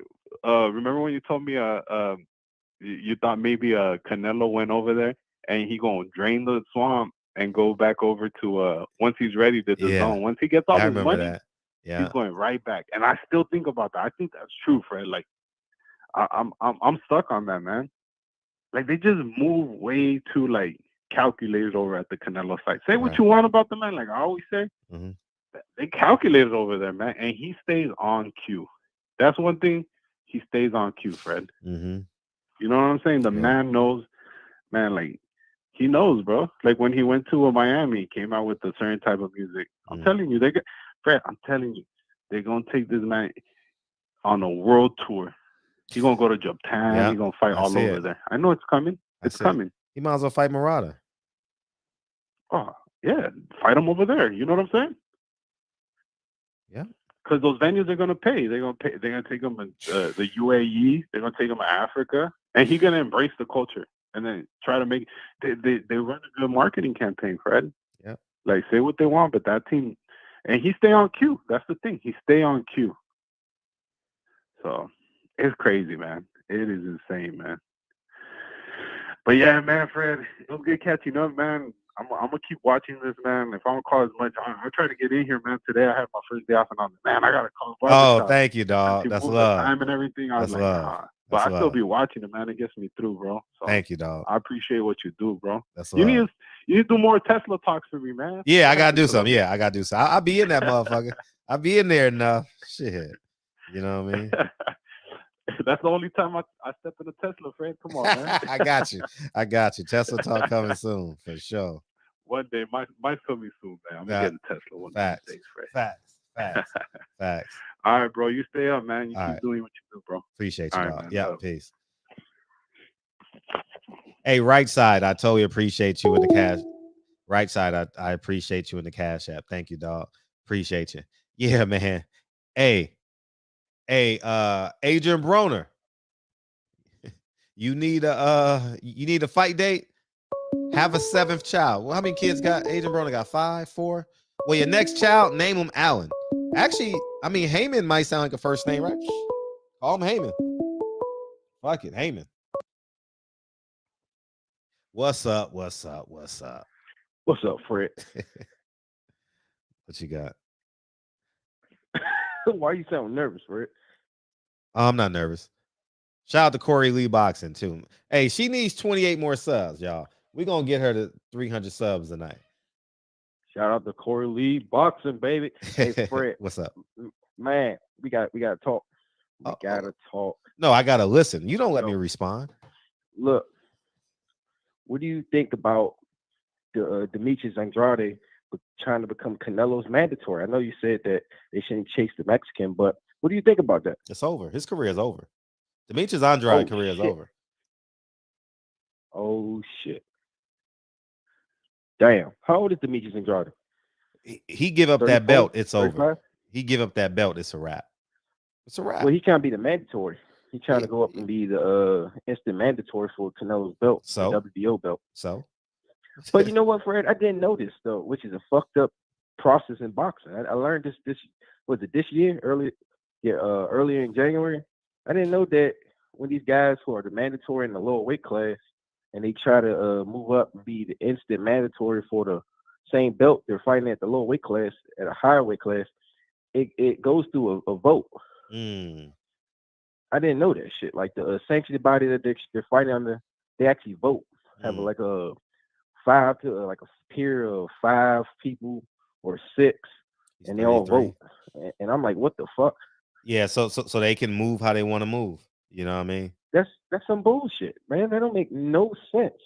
Like that right there should tell fans who don't know about that process that boxing is the Wild Wild West, and these fighters need to start listening to what the fuck you're saying. I agree. You're pro independent. Yeah. And the business is pro independent. They're pro getting yours, and before they give you a piece. Right. So, but my thing is this, man. Because I'm not gonna be on that Thurman shit. I know a lot of people don't like that shit. Me, you know, just being a supporter of Keith Thurman and all that. But what do you think about the rumor that if Errol Spence beat Ugas, he's fighting Keith Thurman next? I'm gonna be honest. I'm a huge Thurman fan. We want that fight. I know I've been supporting that fight, but I really want to see Errol fight Crawford. That's the only fight that matters to me besides Canelo versus Jamal Charlo or Benavidez. So what do you think about that? that PBC is pushing for that fight or Al Haymon, Earl versus Oh Thurman. man, I don't think so, man. Man, Earl, don't let Al fuck you for his last name, man. That's all I would tell Earl. Do not let Al fuck you. You want to fight Terrence Crawford, you fight Terrence Crawford, man. Don't. If I'm talking to Earl, I would say you beat Ugas. Leave Keith Thurman out in the cold. Fuck him. You know what I mean? And go fight Terrence Crawford. Give the fans and give your legacy validation.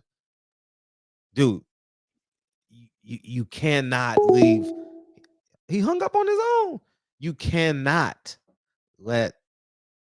leave 147 without fighting Terrence Crawford, dog. Like, for the sake of Al Haymon, you know what I mean? For the sake of saving PBC, no, it's about me. I got to go get this. You know what I mean? I don't believe in Crawford and Spence now. Like, it's dwindling. It's really, really dwindling, you know? And, you know, God, I would feel bad for Earl if he don't fight Terrence Crawford. You got to deal with all them fans. Shit. He better call Riddick Bowe before he make that decision. You know, shit. Imagine Riddick Bowe having to answer that question. You know. What's up, Cameron? Welcome home, man. Welcome home, Cameron. For Eddie Hearn and the Zone to put that offer out for Canelo to fight Bivol and Triple G should tell you Andrade is a non-factor. Amen to that. His career is over. His career is literally, he give up that belt, it's a wrap. That means it's no obligation. It's no obligation for him to fight, not unless the language in his contract says he has to fight a certain amount of times a year. What's up, 478? What's going on, Fred? Man, it's W_Whiteside, man. Hey, what's up, man? Welcome back. What's going on, brother? How you feeling tonight? I'm feeling great. Bro, you cooking as always, and we appreciate it. You know what I'm saying? Everybody don't always appreciate what you going into, but I definitely appreciate it, man. Mm-hmm. So shout out to you first off, and salute to you. Just want to make sure I'm showing love. Thank you. Because I appreciate the content, bro. Really do. Thank you, dog. So had a first things first, kind of wanted to jump into, and I put in the chat. I really didn't want to call in because all I got is boxing politicians, man. I think that's what we got to address this year, man. We really need to be addressing these politicians. And my thing is, my first question for you is so, and I kind of know where this is going to go, but I'm asking it for a reason. Bob Arum versus Al Haymon versus Eddie Hearns, okay? Mm-hmm. Those are what we look at now as probably the three major promotional companies. And so I just want to hear your opinion in the difference in how they're moving and the difference in the way they're placing their fighters at the moment.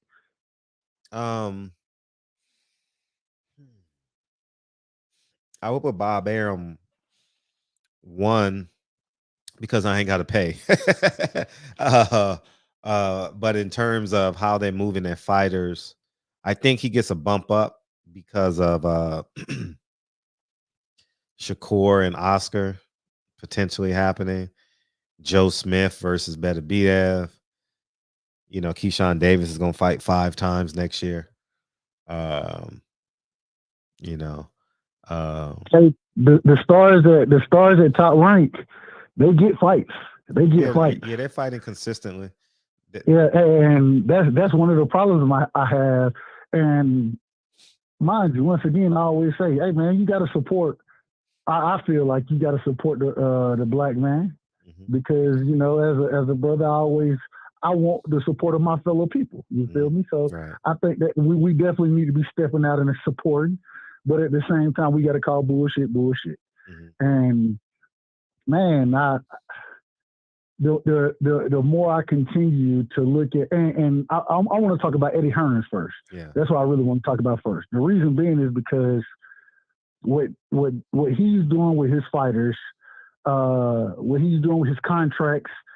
I was listening to a show earlier today, and somebody they were talking about why Gary Russell Jr. didn't have a rematch clause, right? And one of the insiders kind of jumped on and was like, well, it was a mandatory, but you can always put whatever you want to in the contract. You can always do that. And then that same person was like, well, Eddie Hearns, he's the only one who made sure that his fighters have rematch clauses. Right. And I'm sitting here like, hold on, wait a minute. Right. Wait a minute. If you one of my fighters, you know what I'm saying? You holding the title. You damn right. I'm putting a rematch clause in there from the beginning because I need my team to keep the belts. I want them to keep the belts. That's where the money at. You know what I'm saying? Right. And so, for just to hear somebody say, you know what I'm saying, that we know, well, Al Haymon, he don't ever put rematch clauses in his contracts. Why the hell not? Why wouldn't you do that? Because he controls them anyway. He doesn't need rematch clauses because he controls the fighters. He don't need it. But see, that's the problem. I realize that people, or especially fighters have forgotten your promotion. You pay your promotional company. You pay them. They don't pay you. You pay them. You know what I'm saying? They making off of what you do. They're supposed to work for you, and I just it seems like that whole piece of the pie has gone out the window, and nobody's understanding that anymore. I was listening. I didn't get to catch the live stream last night, but I went back and I was listening to Kid Austin and his pops talk. You know what I'm saying? And one of the things that was very interesting was how his pops was like, "Hey, we're not signing no BS contracts." You know what I'm saying? All that, you know, all these other clauses in there. You get in contendership position, then you got an extra 2 years at it. If you win the title, you got an extra 2 years at it. He brought that out specifically, and that was one of the few times that I've heard. And I would call him an insider, being that he deals with those individuals. You know what I'm saying? But it's one of the few times you've actually heard someone call out the way that contracts are set up. And it's interesting because you look at, and I love to watch Bud Crawford fight, but I'm very critical on his business movements. You know what I mean? And it's not just him. That's the worst thing about it. It's not just Bud. It's a lot of these fighters. And what I'm starting to realize is that, or not even, I've been known this, but it's just becoming more apparent. You gotta have, or these fighters need to be surrounding themselves with business-minded people. That's the problem of what's going on right now. They have their teams, quote unquote teams, but at the same time, you're going to these advisors, these promotional companies, whatever you want to call them, you're giving them a percentage of what you're going to make for them to set fights up for you. But then you look at somebody like a Devin Haney, and he, Bill popped up on a panel earlier today, and one thing that was asked was well, and they were talking about the Antonio Russell fight. I mean, not Antonio, my bad, Antoine Russell. And they were asking about the fight and saying, you know, well, y'all are an independent company. You know what I'm saying? Y'all aren't signed with any promotional group. So would it be a way, instead of Antoine Russell having to come from the PBC to fight on the zone, is there a way y'all could go over and fight, you know, on the PBC? And the problem was, well, especially being Devin Haney, who paying the most money? Who's paying the most? And what we clearly can see is Eddie Hearn right now is the one paying fighters. It may be to his fault. We'll have to see when that comes up. But at the end of the day, he's the one who's Cambosis, Teofimo. Teofimo was signed with Top Rank. Top Rank let that fight go to purse bid. Triller tried to pick it up for, well, I think it was out damn near $6-7 million. And it got pushed out too long, so they let it go. But still, when the zone picked it up, Matchroom, these fighters still got their biggest paydays. And so when we start to see those type of things, man, it need to be more fighters going out there saying, we're going to take the independent route.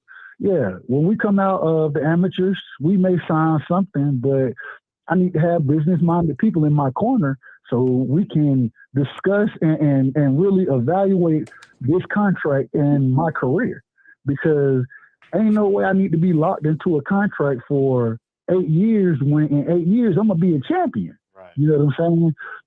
I need to be locked into something where I got a machine behind me pushing me through my first few fights, my first 10, 15 fights. But after that, I need to be trying to grow my own brand, taking the Floyd Mayweather route. And it's a bigger bag to be had when I start to do that. And I hope that these fighters, man, they get more business minds in their corners, because they're really being taken advantage of. And you got to realize this is a combat sport. This isn't basketball. You know what I'm saying? You're going into the ring and you got the potential to get hit with a shot that could change the rest of your life. Not saying it's going to happen to every fighter, but you have that potential there. So if that's going to be the case, you need to maximize your profits at your peak. And so I really hope we start to see that, and we start to see more fighters being independent and getting away from the boxing politicians. And then I think actually bigger fights will be able to be had, and the actual fighters will be able to make more money. And so that's one thing I got. I got one more thing for you, Fred. I don't mean to hold you up. I apologize for taking so much time. The other thing I wanted to ask you about was, man, I went and got a chance to look at Floyd Kid Austin Schofield. I think I looked at 4 of his fights after you had the interview with him. You know what I'm saying? The kid is a problem, man, because he can fight. Hey, he can fight, and it's so interesting in his fights that I looked at how he switches from orthodox to southpaw so quickly, and don't lose a beat, don't lose a step. Still can apply pressure, still can be defensive, still has power. Man, it's very, that dude is gonna be a problem. And I just want to hear your thoughts on Kid Schofield, and kind of what I kind of spoke on with the politicians in the sport. So I'm gonna hop off, clear the line for you, but salute you, bro, and keep doing your thing. Appreciate you. What's up, Kyle? Big Fred, what's going on, man? How you doing? Hey, what's up? I know we're talking about Al Haymon and his bullshit. Oh shit! It's Wednesday. It's Wednesday. Yeah, dog. Yeah, dog. Yeah, I'm tripping tonight. What's going on? Come to see you, Otis. Chew that shit up, Fred. Chew that shit up, Fred. I wish I did. I wish I had that. Man. Oh man, we come to see Otis. Chew that shit up, Fred. Yeah. All you needed was that powder blue suit, man. You could with the butterfly collar.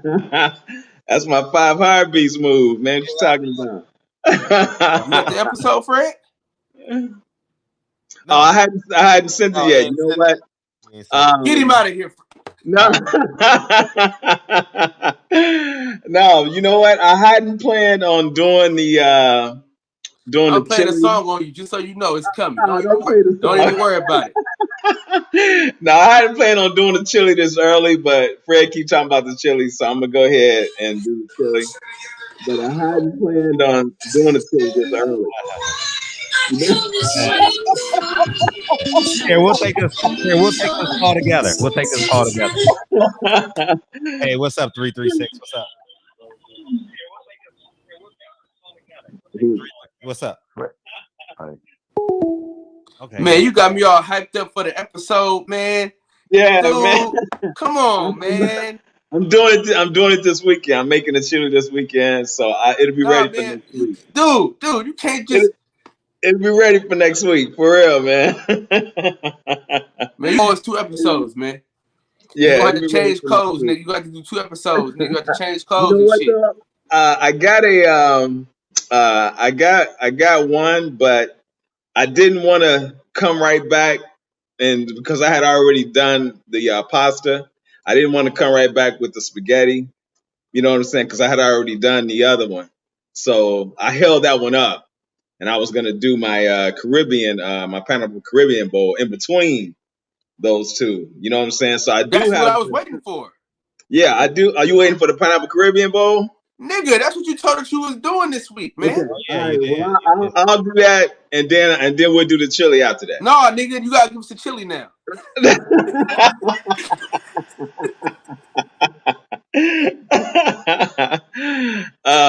What we talking about tonight, man?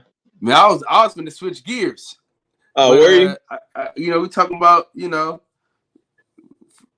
grandma, there go Fred, talking about Al again. Right. Right. In the words of the great philosopher DB. Yeah. Right. Hey, I'm not gonna lie, bro. Charlo is gonna lose that fight, fam. I was just about to bring that up, man. Fuck, man. Bruh, he's wasn't he just a few months ago worshiping Canelo, talking about how good he is and all of that shit? And he broke his hand and things. Yeah, man. He struggled with his last two fights, right? Mm-hmm. Yeah. I don't see him beating Canelo at all. Fred said something. Fred said something very, very special. When I was at work, he said something very, very special about Gary Russell not being able to get a tune-up fight, right? Mm-hmm. You're not even gonna let Charlo get acclimated to the weight class. Right. You're just gonna throw him right in there. Right. Well, that's Canelo's MO. You see how they did what's my man? Yeah, that's his MO. The show. When he went to 175. What's the cat? No rehydration clause, something like that, right? Yeah, something like that. I can't. You know who I'm talking about? The cat. He jumped on that girl. You know what I'm talking about? She came on the show when he attacked her. Oh, Kovalev. Yeah. Oh, okay. Yeah, that's how they did Kovalev. He didn't get a chance to recover. From it was like 2 months. He fought from August to November. I was like, I'm glad Kovalev got that work done. Yeah, oh yeah, and with shit he's done, yeah. But what I'm saying is that's Canelo's MO. He wants that advantage. You got to get. That was the only time I didn't feel bad for a nigga getting beat by Canelo. You know what I'm saying? I wanted that to happen. Though. Right. Right. He got 10, 11 million for that fight. I had a joke, but I ain't gonna say the joke. Nah, say it. No, fuck it, I'm gonna say it anyway. Remember on Coming to America when they went to go rent the house? Yeah. Damn shame what they did to that dog. I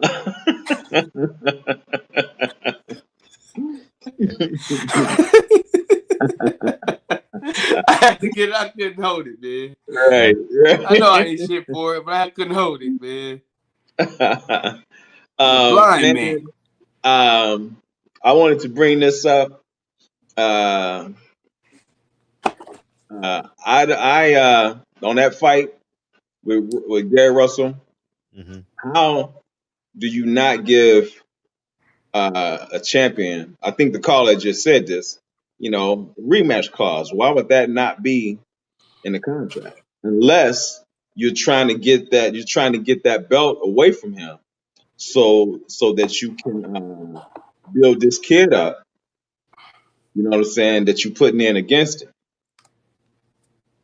Yeah.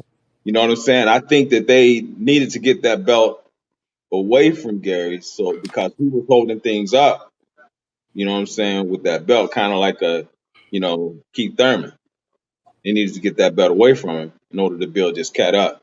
Now, the Trill was talking about this. today. Is this kid gonna be the new Pacquiao, or is Pacquiao's son gonna be the new Pacquiao? Because on the trail they were saying that I didn't know that Pacquiao's had a son that was just been fighting. Yeah, he's about Did to you know turn that? pro. He's about to turn Yeah, pro. I believe so. He's about to turn pro. Yeah. Okay. So so this kid is probably gonna have the belt, maybe one defense, and then they gonna get it from him. You know, because I thought they were gonna build this kid up.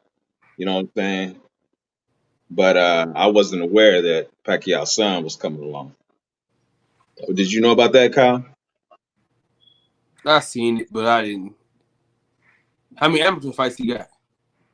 I don't know, man. I didn't even know he got a son fighting. I don't know. I have to pull it up. His son is 0-0, I believe. He hasn't fought. Is it the mixed son? Yeah, I don't know. He was at the fight Saturday though, wasn't he? I don't know. Oh, I didn't pay attention too much. Mm-mm. Hey, Yeah. Fred. Yes. Is his son? Is that son black, or is it, or he just look like he black? I can't. I mean, Pacquiao used to play a little bit. You know, I don't know if he has a child, but I mean, he used to play a little bit. You know, it was The one with the high top fade, Champion Heart. The one with the high top fade. The hell you? What the hell you talking Man, about? Fred over here, being safe and everything else, man. Being what? Did somebody throw a lawsuit at your door or something, Fred? Why am I being safe? What? Well, I don't know.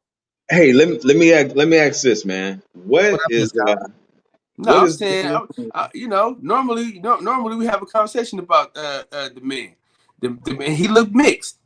I don't remember what he looks like. I remember the picture. But I don't remember what he looks like. Okay. All right, I'm gonna let you have that one. Okay. But I remember the joke, but I just don't remember what he looks like. So what is this shit going on with Mickey Bay and Tevin Farmer that fight not happening now? What happened with that? You know what happened? Ryan Garcia happened. More money happened, like it always happened. Fuck Ryan. I don't either. That's crazy. Ryan Garcia is not a fighter, man. For real. I think everybody just needs to stop mentioning his name, dog. He needs another name. We got to come up with a name for him. She-Girl, Wonder Woman, She-Ra. like we got to come up with a nickname for him. You know, we got to come up with a nickname for him because he ain't a fighter, man. He ain't a fighter at all. He don't. Hold on, bro. Hold on. He want to be famous. You know what I'm saying? He want to be famous. Yeah. He definitely want to be famous. So, you know. Man, so that fight with Mickey Bay's out. He want to run around and chase Ryan Garcia. Is this what the Farmer is doing? We'll see. I mean, because nothing he ever says comes to fruition. So I don't believe him. You know, I don't believe him. So I want to see the announcement, the date, and all that. Then we'll know. I mean, I don't listen to him, man. I don't cover him. I don't follow him. You know, I just think boxing. I think all of boxing pays attention to him way too much. He don't tell the truth. He lies. Like all these lies he tell. I mean, but talking about Lion Garcia. Lion Garcia, yeah. Lion Garcia. Lion Garcia. Yeah. Yeah, that's crazy. He had everything going for him, Champion Heart. He could have been the next Oscar De La Hoya, man. He could have lost 25 times and nobody would have cared. They'd have still rooted for that man. Look at him, blew it.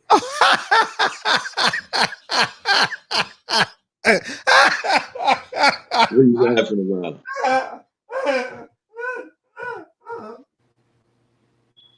What happened, Fred? Oh my God, I gotta pull this shit up, dog. I got to. Oh, see, I didn't know. See, I forgot what he looked like. Oh, okay. Yeah. Oh my God. Somebody posted a meme. Oh my God, yeah. He talking about the older version of Lincoln. Look at this shit, dog. Oh my God. Yeah. He definitely had a Hennessy night. This was definitely one of Pacquiao's Hennessy nights. Definitely. Look at this shit. Oh shit. That motherfucker look like Kid and Play. You know Oh what I shit. mean? Okay, I see what you're saying now. Yeah, I see what you're rolling. Man, that ain't his son, dog. Come on. No, man. I see what you're saying now, Kyle. Cut the shits, man. Yeah, he dove in that chocolate. Yeah, somebody did. I mean, it looked just like him, just a black version. Yeah, it would be a black version. Hey, but let's Google. We gotta Google more pictures though. Let's make sure that this ain't Photoshop. Nah, it's not Photoshop. Yeah, It's I think moms must have dipped in that chocolate. Yeah, man. it's called No, but the kid looked like Pacquiao. So Pacquiao must have, you know what I mean? They must have did one of them arranged like payoffs. Nah, they got they coming out with a it's Tell gonna all be bro. on VH1. It's called Black Chicks. That's what it's called. He's gonna be the star of Black Chicks. Oh man, this motherfucker, man. Somebody said his mama the black nanny. Man, look at this. Look at this. You like Kid and Play. You don't like. Yeah, that was the first thing I thought about. Yo, Eraserhead. Blackie Owl. Yeah. Nah, Damn. Pacquiao be playing in them streets, man. Yeah. Hey, look what DJ said, bro. I missed it.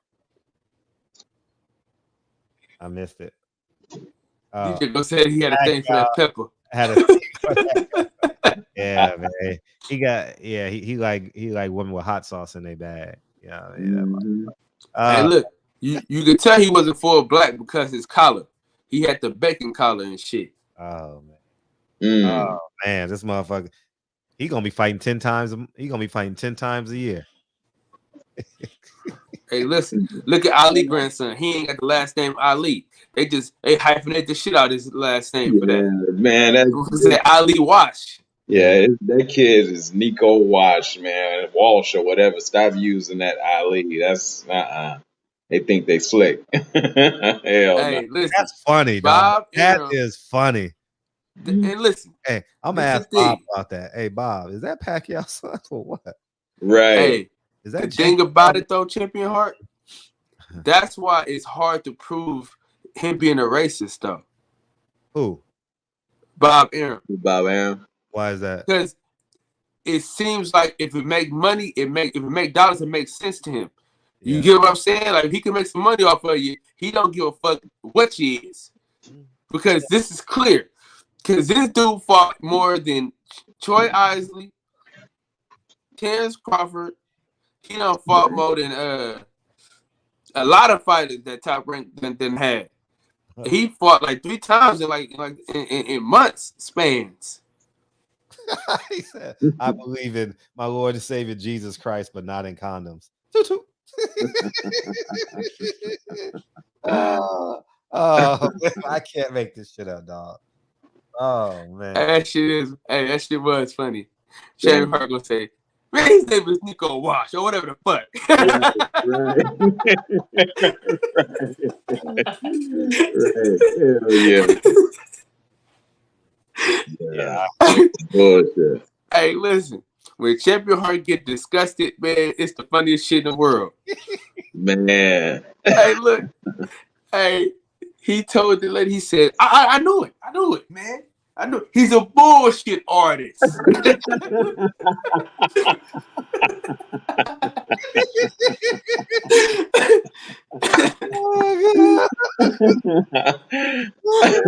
shit was funny as hell. That was funny as hell. Oh, shit. You know what, Fred? What's that? You know who Champion Heart looked like? The nigga off of Crooklyn. The dad. Off of he also played on Stepdad on This Christmas. He said that's Marcus Pacquiao. Oh my God. I don't know what you're talking about, but yeah. Yeah, you know what I'm talking about? I don't know what you're talking about. We watch Crooklyn though. We got to get back to that movie series, man. We got to watch movies. Bro, he played the dad on Crooklyn. Hey. Who you talking to? You talking to the chef? No, my daughter's dog's barking. Delroy, that's what they said. Yeah, Delroy. Oh, Delroy, yeah. Yeah. Oh, you talking about Delroy Lindahl? No, man. Delroy Hart. You know what? When I before I grade out, I used to get what's his name? James Ingram. I used to get that. Delroy Hayes. That was before I grade out. And when I was bigger, I used to get Michael J. White. Yeah, it's crazy. Yeah, you Delroy Hayes now. Yeah. Yeah, man. The fight. Fred, you said that Al Haymon was pushing for Thurman instead of Crawford against Spence. No, I haven't. I haven't heard that, but I mean, I haven't heard it from nobody in particular. But I think I've seen it on somebody's live or something like that. I can't. Okay. Kind of all bleeds in. I try and watch everybody, so it kind of all right. Okay. Yeah, I don't think we're gonna get that fight, man. You know, historically, I saw you put that in the chat. That would be awful for the fans. Man. They don't get that fight. Yeah, historically, man, we missed a lot of great fights that should have happened that didn't happen. Some that happened too late. And it's only because the suits don't care about the fans at all. You know what I'm saying? And the fans got it mixed up thinking that they do, but suits don't care. Right, at all. 0%. Yeah, I mean, MMA, you get they respect their fans, more so than boxing. Hey, shut up. Yeah, we got to bring back Brianna Betty. Okay. Oh, for real. Yeah, I will. Yeah. I'll call her I'll call her so I can rag on her about the Cowboys. Hey, yeah. he ain't gonna be me to talk to her. Who, me? Oh, no, not you. Yeah, not you. Yeah, she in Dallas, man. Yeah, that's close to you. Yeah, she in Dallas. Yeah. No, I'm talking about the nigga in the chat. Talking about he want to see her and shit. Yeah. I said he ain't gonna beam in or nothing. No, he ain't gonna beam in. She fine as all get out. Yeah, most definitely. She's beautiful. Most definitely. Yeah. We got to go through all the interviews and do a top 10 baddest chicks that grace the barbershop. So many. Shit.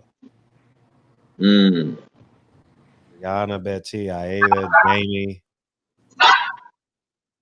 Raquel Miller. Shit, I mean, we got it. Oh yeah, we need to get her back. Get the one lady on ETV. Go ahead, you gotta get her back in here, man. From who? From Entertainment Tonight. You like her? Yeah, she was cool. I like her. Oh, I missed that. You talking about Tamika, right? Yeah, Tanika Ray, whatever it is. Yeah. Yeah. I couldn't. I was on the road. I couldn't beam in.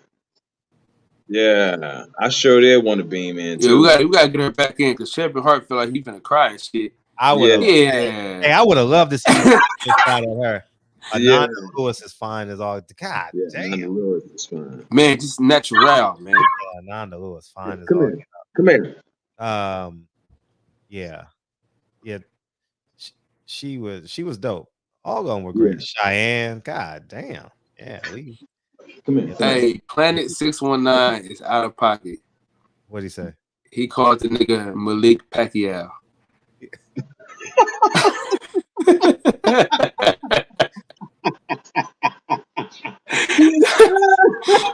What's wrong with y'all? You niggas are crazy. Oh man. Hey, cut it out. Cut it out. What kind of dog is that, Champion Heart? What dog is it? Chow mein. Chow mein and orange chicken. That's what it is. Man, I forgot what breed it is. He bad as hell. I know that. We'll get you a minute. You know. Hey, she got, yeah. Hey, come here. She's 28. She's 28 away. Miss T is 28 away from 300 subs, man. Go subscribe to her channel. Click the three buttons on the right. It'll send you to her page without leaving the channel, and you just subscribe. Who is this? Miss T. Oh, okay. Yeah. Y'all definitely. Shout out to Miss T, man. You said Mr. T? Yeah. What'd you say? Did you put the link in for Corey Lee boxing? I can. I will. Yeah. Yeah. Hey, Chip, bro, you need to get your dog under control, I'll man. do him tomorrow. Yeah, I'll do him tomorrow. Deal with this dog. We'll go to Miss T tonight. Get that damn dog under control, Champion Heart. Shut up. All right, man. Getting bullied. A little chihuahua. You know what I mean? Motherfucker got he got a rainbow dog. Oh, man, shit. All right, man. Switch gears to some real shit. You know what I'm saying? Because I need to go towards your expertise in the matter as it pertains to property. Now, is it a good thing to use property management or to do everything by yourself? To do what? If you're getting renters, tenants, property management, or nah, do it yourself. It's easy. It's easy. Huh? Yourself. Manage it yourself. Why would you give someone 5% of your money? Just because y'all don't want to deal with the headache, maybe? You don't know if it's a headache or not. You've never done it. That's just he say, she say. You don't know what your tolerance level is. Well, I did let my brother live with me for a couple of years, and I didn't like it. You know what I mean? I mean, it's fun. You know, it's fun. You'll enjoy it. You'll enjoy it. Yeah, cut the middleman out, Kyle. Right, like DJ said, cut the middleman out. Cut the middleman out and go subscribe to Miss T. It's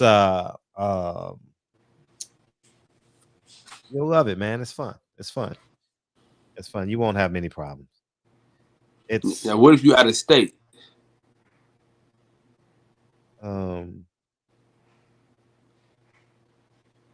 First get one in state before you. No, I'm just, you know what I mean? I'm just, talking game. No, I would talk about your reality as opposed to a hope. You know, I mean, no fuck.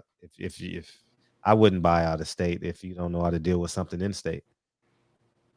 You know what I mean? You don't know what things cost.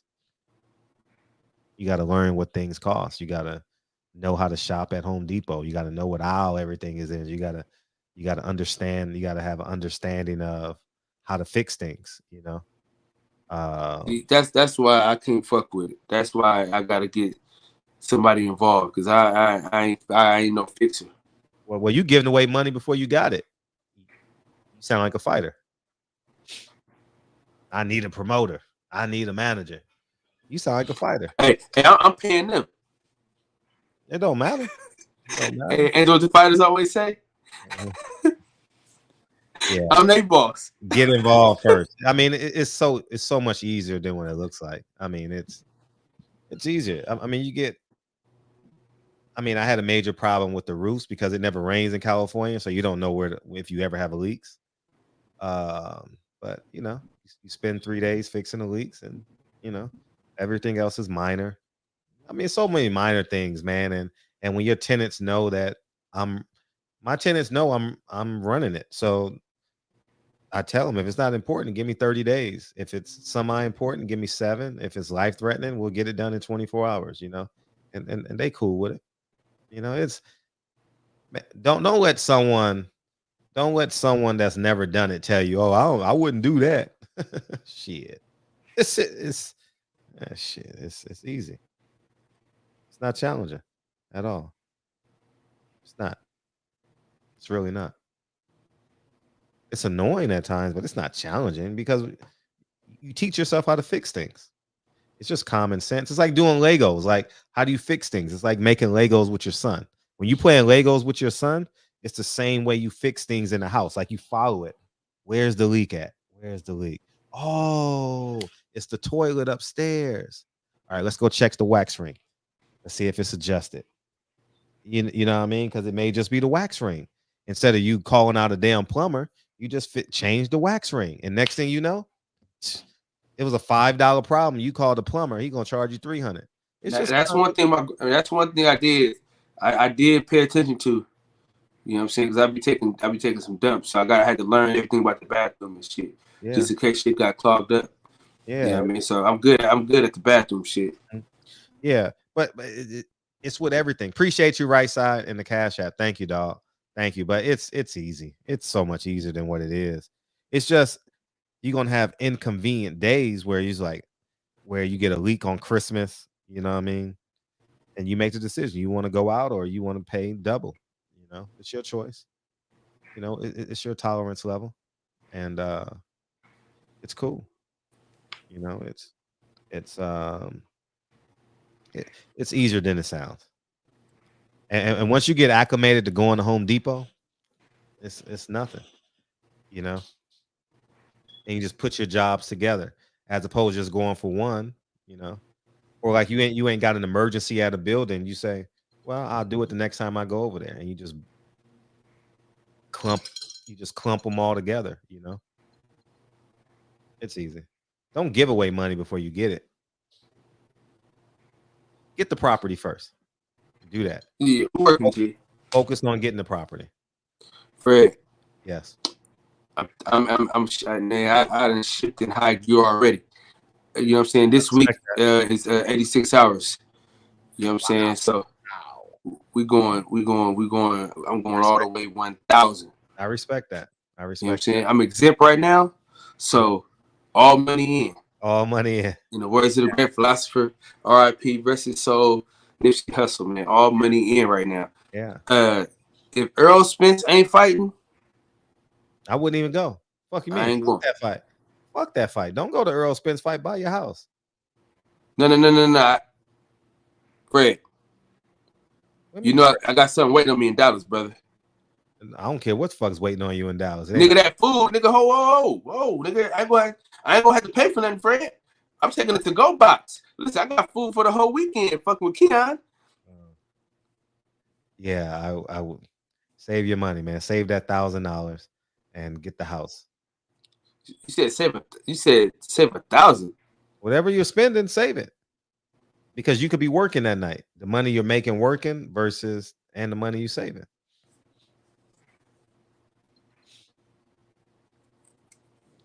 Ain't no fight getting in front of my goals. Ain't nothing getting. Just like I stopped going to the fights because I want to produce these films, and I want everybody to get paid. You know, I can ask half the people to do me a favor. Hey, do me a favor. I want to pay them. You know, I don't want no one saying, Fred, you didn't pay me. Nah, I paid you. No. We ain't going that route. You know, and so that's what I did. So nothing got in the way of me and these films. You know, that money I was spending on the fights, I tell you guys, I saved it and put it in film. You know, it's you got to go cold. You got to cut off all the fat. You can't be good and great at the same time. You're either gonna be good or you're gonna be great. You can't be both good and great. It's impossible. Don't let these mediocre people tell you any otherwise. Oh, you could be great here and good. Nah, you either great. You either great or you ain't. You know, fuck the bullshit. Don't try and do both. Hey, if I can get this ring, I can do this, and I can. Nah, put it all in. Put it all in the middle. All in. Yeah. That's what I would do. It's a good life too. It's a good life. You have your times. You know, you have your times, and so what would you get first? Your house or the property? Both of them are called properties. I don't know what that means. I mean, like to rent out for tenants or the house to live in. Which one would you get first? I would get the tenants first. So one more time, I'll tell you what I really would do. You want to know what I would do for real? For real? If I was you, I would divorce. I would divorce my wife. You get the 4 unit. She used her first time buyers, and there you go. You put down 3% on the home. You put down whatever you need to put down on the 4 unit. Boom. There you go. You got the house at 3%, and you got whatever you got to put down based off your credit for the units. That's what I would do. I was, man. Listen, that was we talked about that. I mean, you want to win? You want to win, or you want to shit? It's time to win. And shit, man, I would. Yeah, I can't say too much more because it sounds like. Yeah, we on wax, but yeah, man. But I'm going into overdrive though, Fred. I'm taking this shit to the limits. Speaking of a movie, the lead actress is in the building. What's up, Monty? I see you tomorrow at 5 via Zoom. Yeah, we going over. We got our first reading tomorrow. I can't wait to see that joint. Whew. Shit is.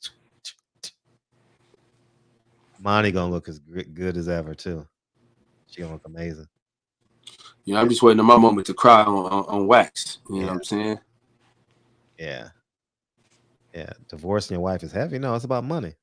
It's about money. It's not about you didn't really divorce her. You just playing the paperwork game. You know what I mean? Ain't that what they do?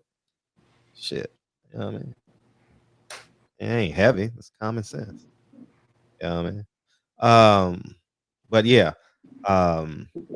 Boxing. Yeah, let's talk about boxing. What else you got?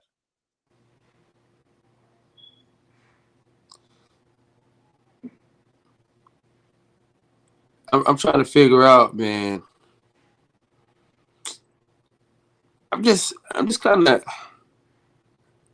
that Gary Russell shit pissed me off, man. So I ain't really been in. Go ahead. And we have V. Bozeman in here. And we have Monty in here. We have V. Bozeman. We have Monty in here. Shit, man. We done had some. Yo. I mean, we done had people up in this joint, most man. Beautiful women in the world been in there. Yeah. Man. Brianna This show, Mrs. Patty Dean, boy, I'm telling you, because Patty, I want to hope she's doing well. I haven't spoken to her in a month. I text her. We just spoke through text briefly, but she's good. She's acting and Pilates, and she'll be back. Now you talk about a PR person. She would be great as a PR. Nigga. Yeah, and she has all the contacts from the barbershop and her life and everybody else. Shit. You know what? We're gonna refer her. These fighters that come in here, we're gonna refer Patty Dean. That's what we're gonna do. She deserves that. She deserves to get a fighter. That would be dope. That would be dope. You know, that would be dope. So if Wilder hangs it up, is there another fighter other than Errol Spence that you are looking forward to watching and shit like that? Oh, I'm looking forward to watching a few of them, like the Davis brothers. I'm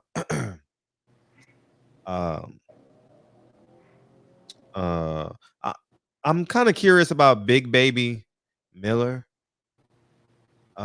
Big Baby Anderson, excuse me. Big Baby Miller's making a comeback too. His suspension should be up this month. I'm real interested for him to get back on the scene. You know, we need a jolt. Hopefully he can stay clean, you know. Cheater. He's cheated. Yep. Twice, right? 3 times. Damn.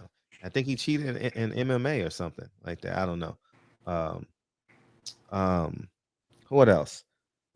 What else am I interested in? I'm interested in closure at 154. Like I'm really and 122. I'm interested in Reese fighting um what's the guy's name? Reese versus come on. Stevie Fulton. I'm interested in You that. want to fight Cool Boy? Yeah, I want to see that. I'm interested in 154. I want closure at 154. I want closure at 135. Man, those are kids, man. Those are all kids, man. That shit, man, that shit is like, man, they in the back of the dance comparing Jordans, man. That's basically what they doing, man. They ain't, they talking about who got more money, who got more followers. Man, that shit corny. What else? 154. I would like to see some of these fighters get rewarded for putting in hard work. Like a kid like Reese I would like to see him get rewarded. Erickson Lubin, I would like for him to get rewarded. I would like Jaron Ennis to get rewarded.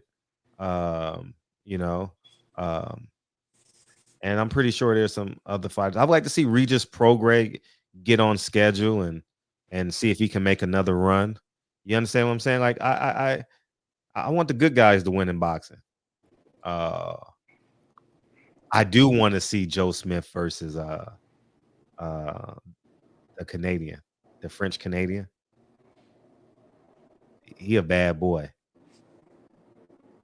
Say you want Joe Smith to fight who? The French Canadian. Artur Beterbiev? Artur Beterbiev, yeah. I want to see him fight. I definitely want to see that fight. Man, that's gonna be a good fight. Yeah. Oh yeah. Oh, I feel bad for Joe Smith's face. Blood everywhere, dog. Everywhere. Oh man, that would be the. That's gonna be a heavyweight bout for real. Yeah. Hey, that's a fight to introduce your friends to in boxing. You know what I mean? Like Joe Smith versus Beterbiev. That would be a good fight to be like, hey, you might want to come watch this, dog. Yeah. Kyle getting sleepy. Anyways, you working Nah, nigga, not this time. Yeah, I ain't doze off. But you getting tired? Yeah. Nigga, it's only what's today? Wednesday, Tuesday, Wednesday? I have no idea. I don't even know what the day is no more. Is today Wednesday or Tuesday, guys? Wednesday. Today's Wednesday? Okay, tomorrow's Thursday. Okay. I still hate Wednesday tomorrow. I sound like a fucking idiot. But yeah. The reason why I know because I'm finishing out the week strong.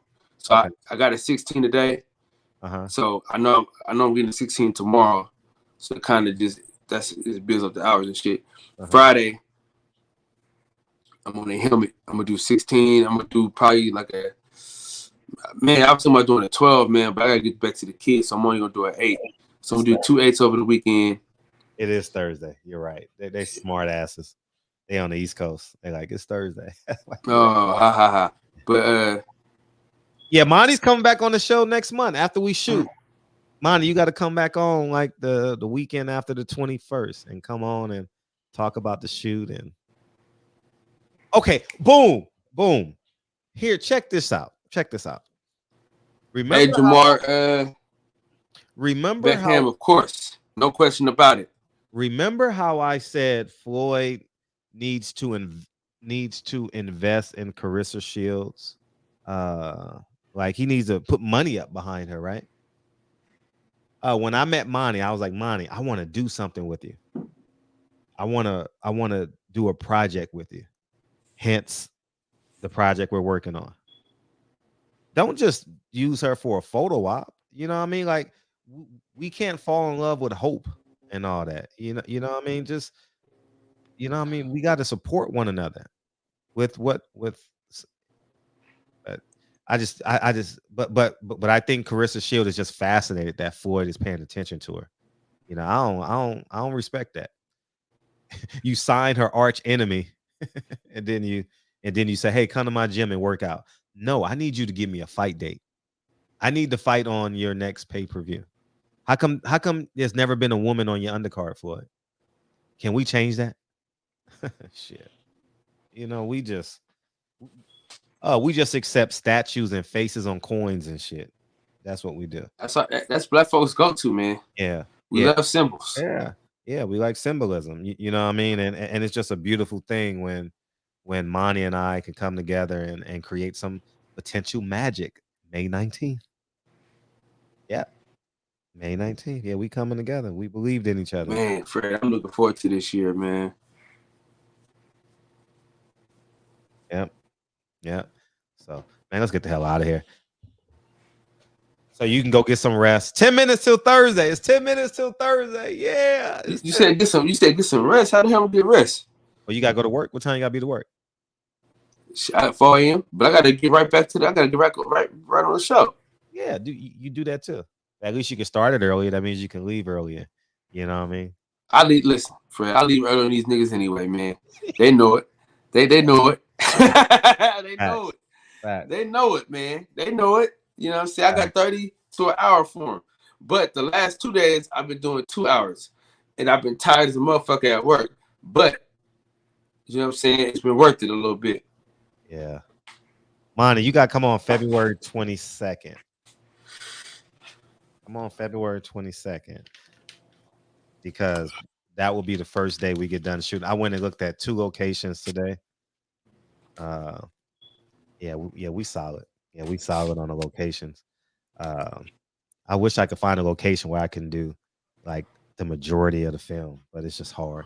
So, anyways, man, I appreciate y'all. You guys are amazing. Shout out to all the PBC fighters. Thank you, Monty. Shout out to all the PBC fighters that waiting on a fight date. Fred told you so. And now you're stuck waiting on what is Canelo gonna do? Because if Jamal Charlo don't get this fight, his career is just he's just a regular boxer. He hasn't accomplished anything in the sport of boxing. He had all the potential in the world and just squandered it. Yeah, he just, man, you know what I mean? And he didn't knock out the guys that he didn't knock out Montiel, Brandon Adams. He went with Matt Coraball. He went the distance with him. He might have lost that fight too against Matt Coraball. That was a close fight. It's much closer than what we thought. And but you know what I mean? And shout out the man and shout out to Marcus Pacquiao, man. Shout out to Marcus Pacquiao. He'll be making his Malik Pacquiao. Who? Malik Pacquiao. Shout out to Malik Pacquiao. He's making his pro debut soon. And yeah, man, I totally appreciate y'all. And don't forget to go to Miss T. Where's she at now? Where's she at? We're gonna get her to 300 today. And Fred. She at 276. Miss T is at 276. I'm gonna put it in there one more again. Go subscribe to Miss T. She 24 away. She 24 away. Here she is again. She's 24 away. Get her there. And people that watch the replay, they'll support her as well. Fred, keep your foot on these suckers' necks, man. Mm-hmm. We're not supervisors, man. We bosses. In the words of the great philosopher, DB.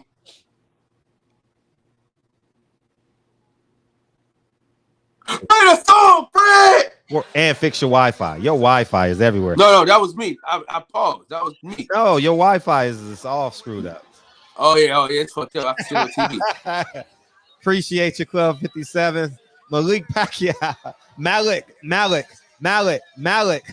Pacquiao. Oh, Monty. Wait till y'all see Monty on camera. Woo, shit. Oh, man. Hustler Slim, North Pole Fishing, right side. Thank you for the support. Thank you, DJ, a.k.a. UFC. I appreciate you, big homie. Peoples Hernandez is in the building. Appreciate you. Appreciate you, Brent Jones. Brent Jones and Dana. Dane. Beautiful family, man. Beautiful family. Las Vegas, Leon. That's your big homie, man. That's your big homie. What's up, Freddie? Freddie Valdez. Monty, the 22nd it is. You might be tired, though. We should push to the 23rd. You're going to sleep for 2 days after that shoot. For sure. Monty, P. Good, Birdman. I am 100. Excuse me, I'm 100. Crescent. Rob G, your part's coming up. What's up, Wayne? Appreciate you, Wayne. Avante B, Kevin Brower. Start your YouTube channel, man, and we gonna push it like we doing Miss T's and everybody else's, man. You know what I mean? Start it ASAP. I got you, man, for sure. Tone Brown, Marky Dan, appreciate you, man. Appreciate you. Mr. Holmes, thank you. Thank you. We got People Hernandez. How do you get fired on your day off? I don't know, man. How you get fired on your day off? Speaking of how you get fired on your day off, Miss Parker, a.k.a. Kathleen Bradley, will be in my next film, May 19th. Yeah, man. We're going to rock out. Is that the same movie Money going to be in, or is it totally different? Yeah. Money. Yeah, same movie. Children. Yeah. Yeah. Yeah. You turn to be the greatest, yeah. Bobbing and weaving and changing up like the season, indigenous to the grind. So I do it for all my people. Oh yeah, it's gonna be. We having a good time, man. We having a good time. And shout out to the Austin family, man. Hopefully they come around and realize that he can get some help from another trainer. Not by the name of Robert Garcia, you know. Man, Robert Garcia been getting him and Freddie Roach, man. My God, they've been getting away. They've been stealing money for a long time. Hey, how many times Freddie Roach been hit? Kev, I'm gonna get you them gloves, Kev. I swear to God, I'm gonna get you them gloves, blood. Oh yeah, you supposed to send those gloves. I'm gonna send them, man. Listen, I'll be working, man. I'm gonna see if my wife can do it for me.